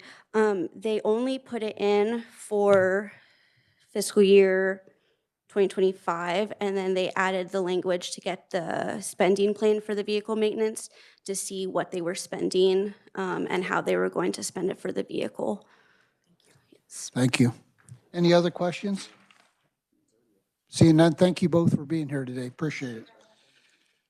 Next, we'll move to the Board of Cosmetology. We'll have staff overview by Jacob Lisipi, KLRD.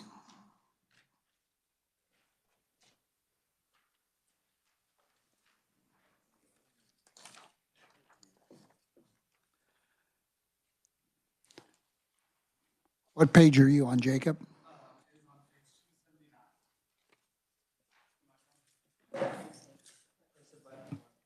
Okay, there we go.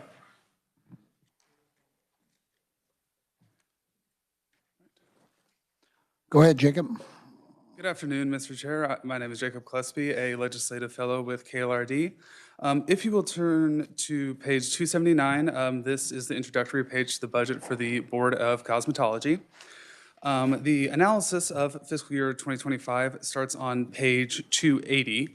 For fiscal year 2025, the legislature approved amount of $1.3 million, and the agency has requested spending of $1.5 million, a 20% increase amount from the agency approved.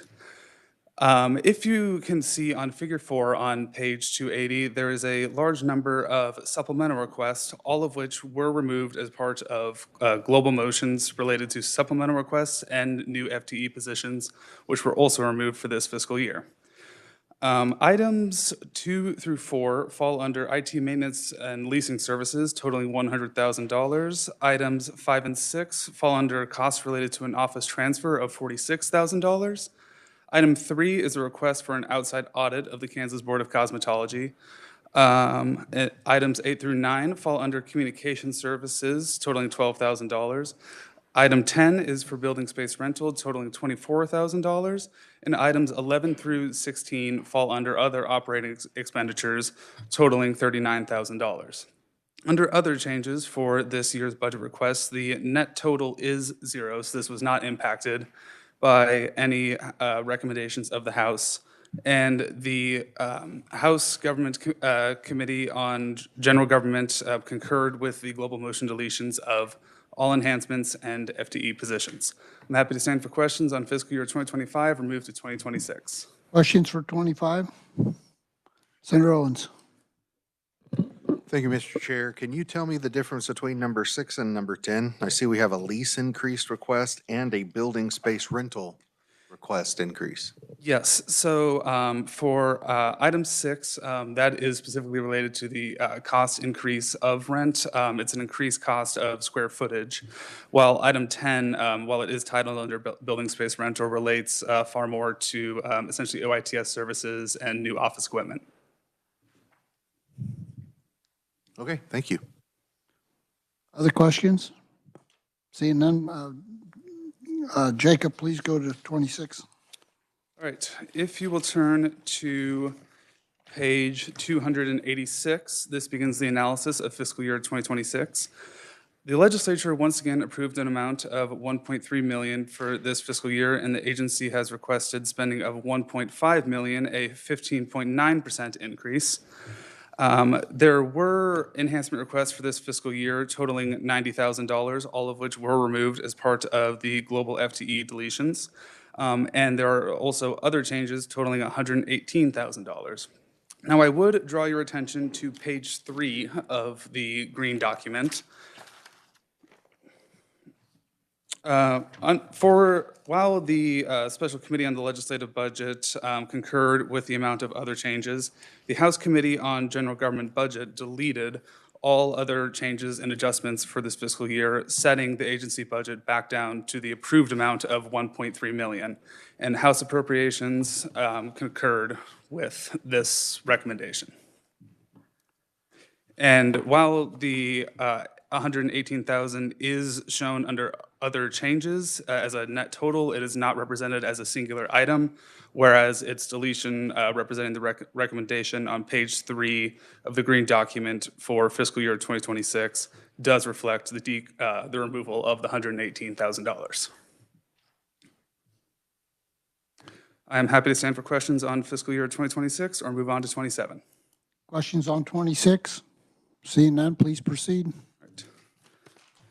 Fiscal year 2027 begins on page 289. Once again, the legislature approved amount of 1.3 million and the agency requested spending of 1.5 million, a 17% increase. There is once again one FTE position and $90,000 worth of enhancements, all of which were removed by Global Motions. Similar to 2026, there was a total and other changes amount of $132,000, but this was removed by the Committee on General Government and is reflected on page 3 as a decrease removal of $132,000. And that concludes fiscal year 2027. I'm happy to stand for any questions. Questions on 27? Seeing none? Thank you, Jacob. I would also call attention that the interim executive director, Jesse Adams, is in the audience behind me. Are there any questions for the interim director, Jesse Adams? Senator Alley. Thank you, Mr. Chair. This is a question for you. On each one of these pages, it seems that we're getting a lot of IT increased cost. Is there a summary of IT that shows all of these costs that have been distributed throughout the agencies? Dylan?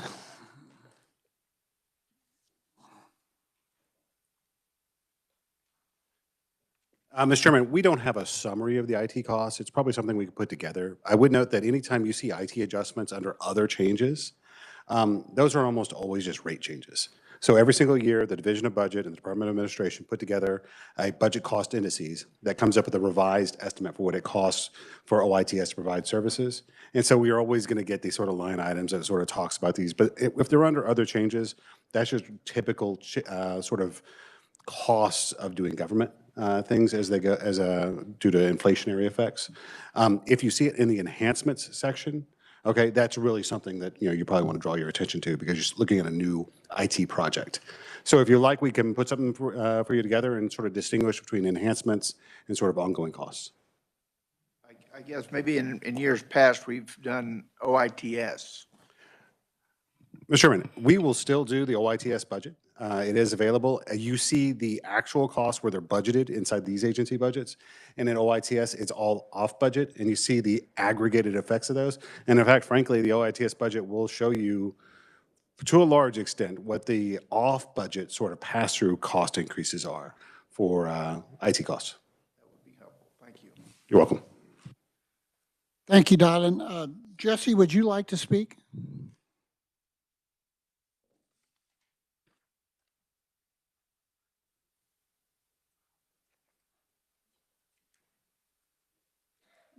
Please state your name, please.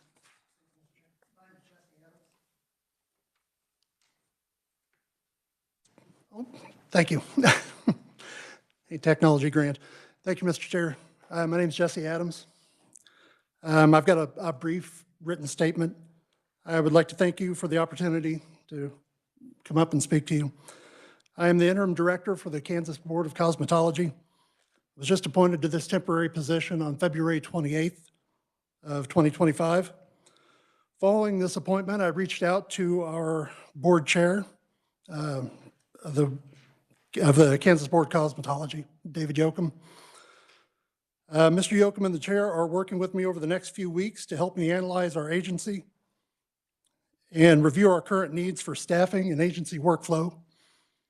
It is the focus of the Kansas Board of Cosmetology staff and our board to ensure that our agency's mission is achieved while doing so in the most efficient manner. On behalf of the board and myself, I'd like to thank you for the continued support and oversight of our agency budget. I am here for questions. Any questions for Jesse? Senator Owens.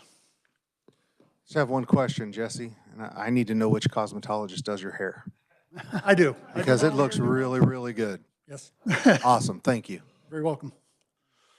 Any other questions? Well, Jesse, thank you for being here today, and good luck at your new position. I appreciate it. You bet. Committee, that concludes our work for today.